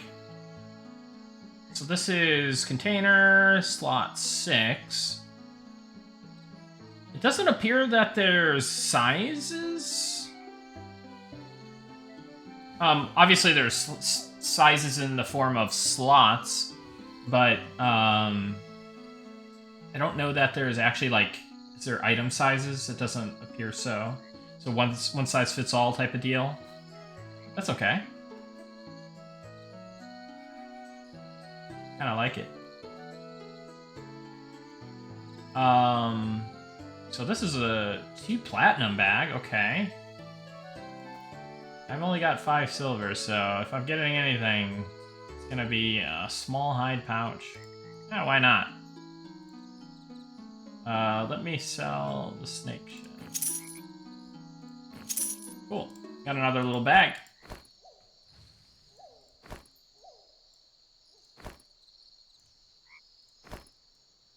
Let's do a quick little banking. One size for all. Have 4 weapons in an envelope at the moment. Okay. Yeah. One thing you can do is you can have sizes. Certainly, you can have sizes. And then you could also do like tagging as well. So maybe like an envelope could have tags so that only letters fit in the envelope or whatever. But yeah, that would be one way to approach it from a design standpoint. Or maybe you're just cool with having you know, having quirks like that in the game. You know, that's also another option, a stylistic option, right? So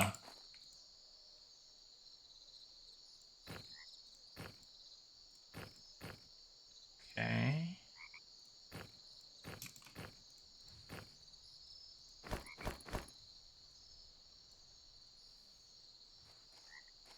So what do I already have in the bank? Definitely bone fragments. Can I... Let's see. Can I... Okay, lotus petals. Can I right-click? Let me move it in my inventory. Can I right-click there? That would be a nice... so let me make another little feedback thing. Display capture. Bank. Bank. Yeah, I'll just say bank. It'd be cool if you could right-click items from your inventory or bags into the bank while the bank UI element is open. Yeah, I like it.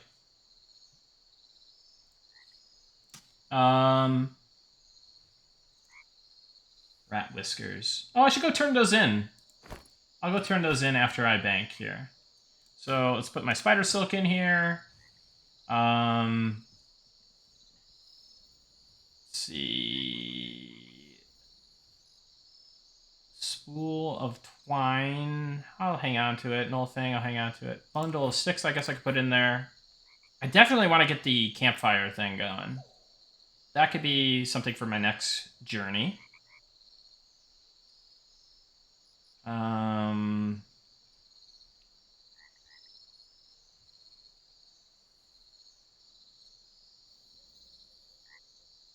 It's like it's... Okay, I'll put the lotus petals in here because I'm stacking those. Turn in the rat whiskers. I can sell... some of this.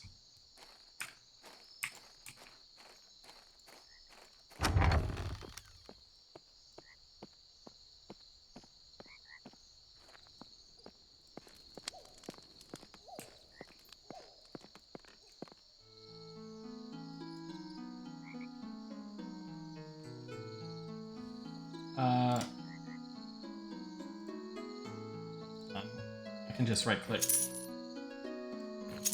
Forgetting. Oh, sometimes the tooltip appears behind. Did you notice that? Maybe I have to sell, and then it'll happen. Here, let me try something. Close that.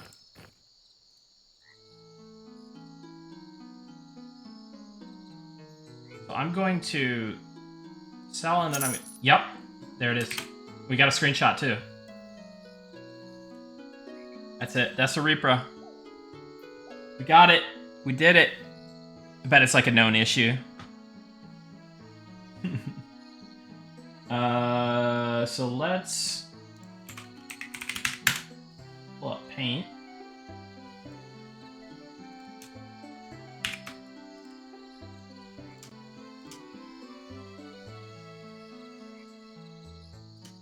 Okay. So let me disable that. I'll save that to UI.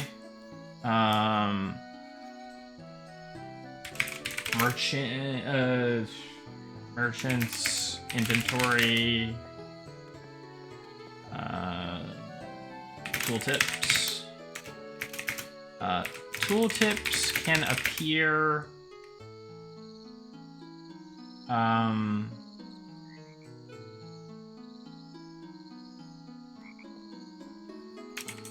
after selling an item. If you move the cursor to another, if you, let's say, just like quickly move the cursor to another item, the tooltip will appear behind the inventory UI element. So you'll save that, close that. Let me pull up my little notepad thingy. Turn display capture on. So we'll say, okay, so this is a bug. So put it under this category here. We'll do UI tooltips like that instead.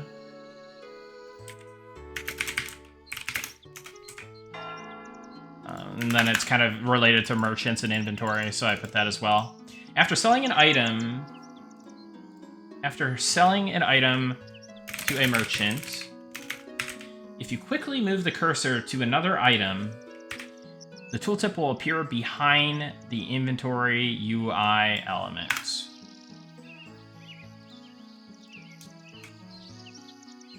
Cool. Dude, I love being in this game. I love being in this world. It's so good.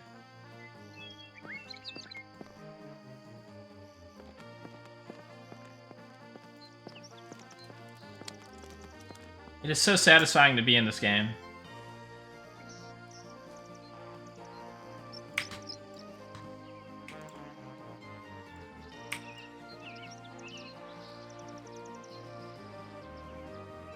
That music is burned into my head. Yeah, me as well.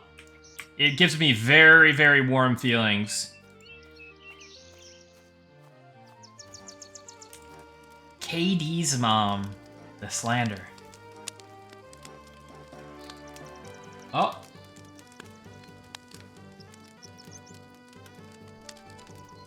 We got another one.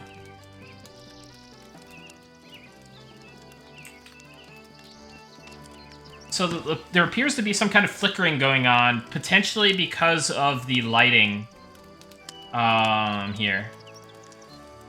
Or this is some kind of Z fighting with a texture.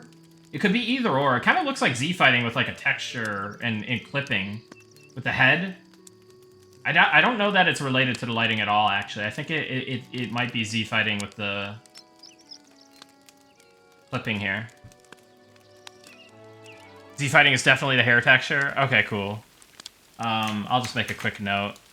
I guess I could. The screenshot won't really display it, but I do have the VOD, so I could always clip it later.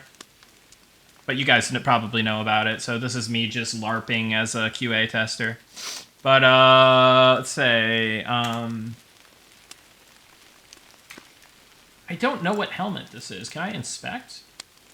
Oh wait, there's no helmet. It's just the hair. This guy's got helmet hair, of course. Okay. So, I could, you know what I could do is I could take a screenshot of the head just so the hairstyle is known. So that's what I'll do.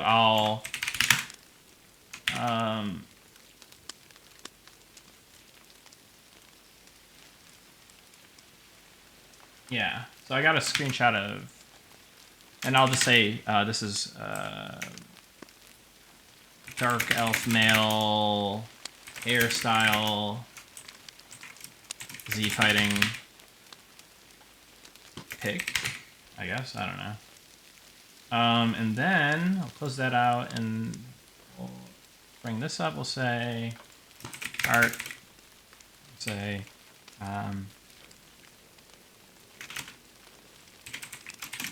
hair texture. We could even say like character art more specifically. Character art. Well, we could do like art.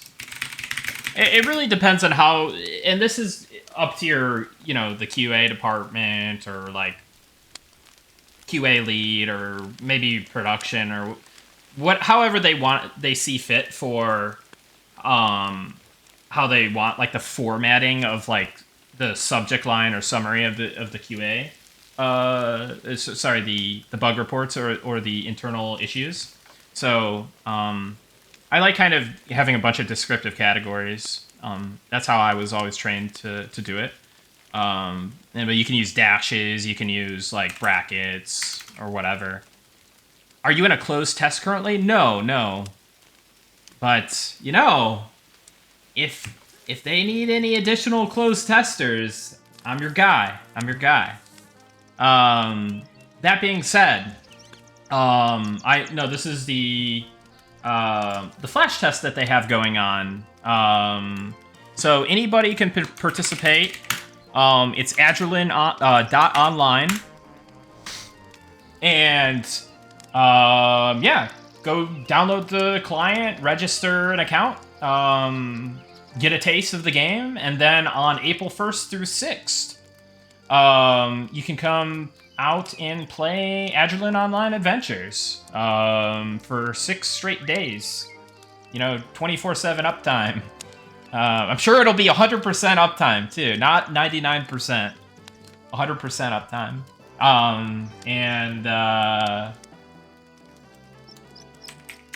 Heck yeah, love that guy. But yeah, come check it out.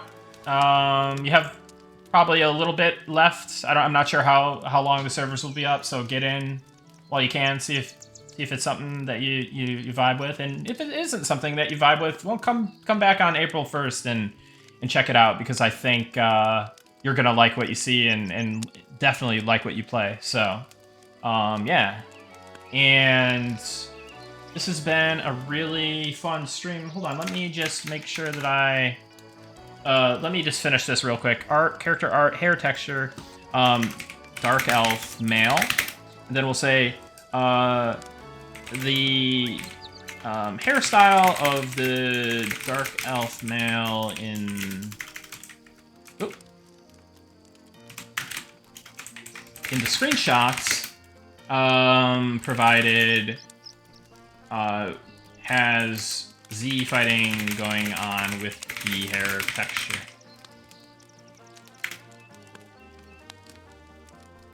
So cool. That will see. How many did we get today?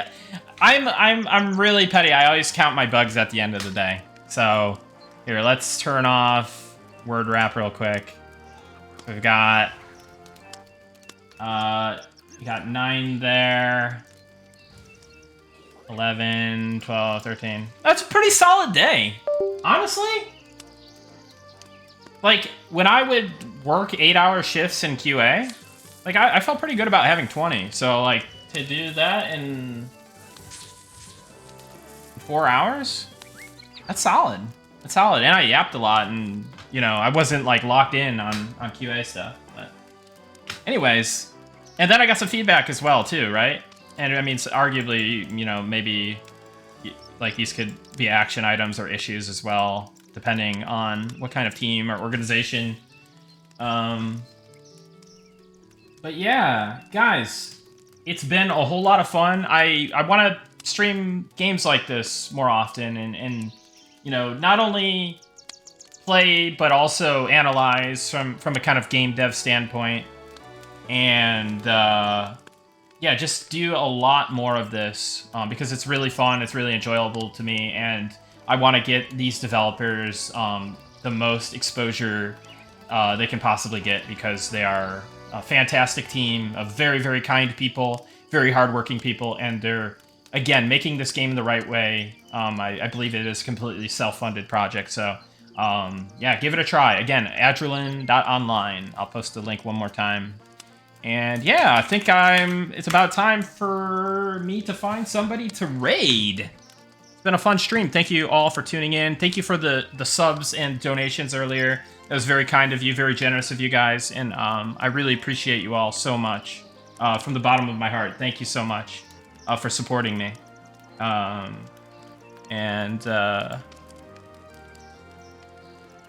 let me find somebody I could raid. Oh, I've got a target. I've got a target for you guys. We're gonna go over to Angriest. Was in his stream last night, hanging out and having a good time in there. And really good conversation, discussion, like podcast-like environment with him and his boys on voice. So definitely give Angriest a shout out and hang out with them for a bit. You know, throw him a follow, throw him a sub. But yeah, let's get that raid going.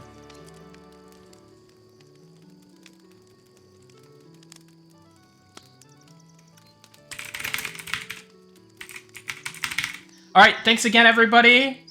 Have a great evening or morning or afternoon, wherever you are, and I'll see you in the next stream. Appreciate you all so much. Again, I really do mean that. You know what? Also, I might throw this up on my personal YouTube channel, actually, since it's, you know, just kind of like personal stuff anyways. So I guess I'll drop that in here. I may use that channel, maybe I make something else, but throw me a sub on there if you don't mind. But yeah, let's get that raid going. We'll see you next time. Have a good night, or morning or afternoon. Bye.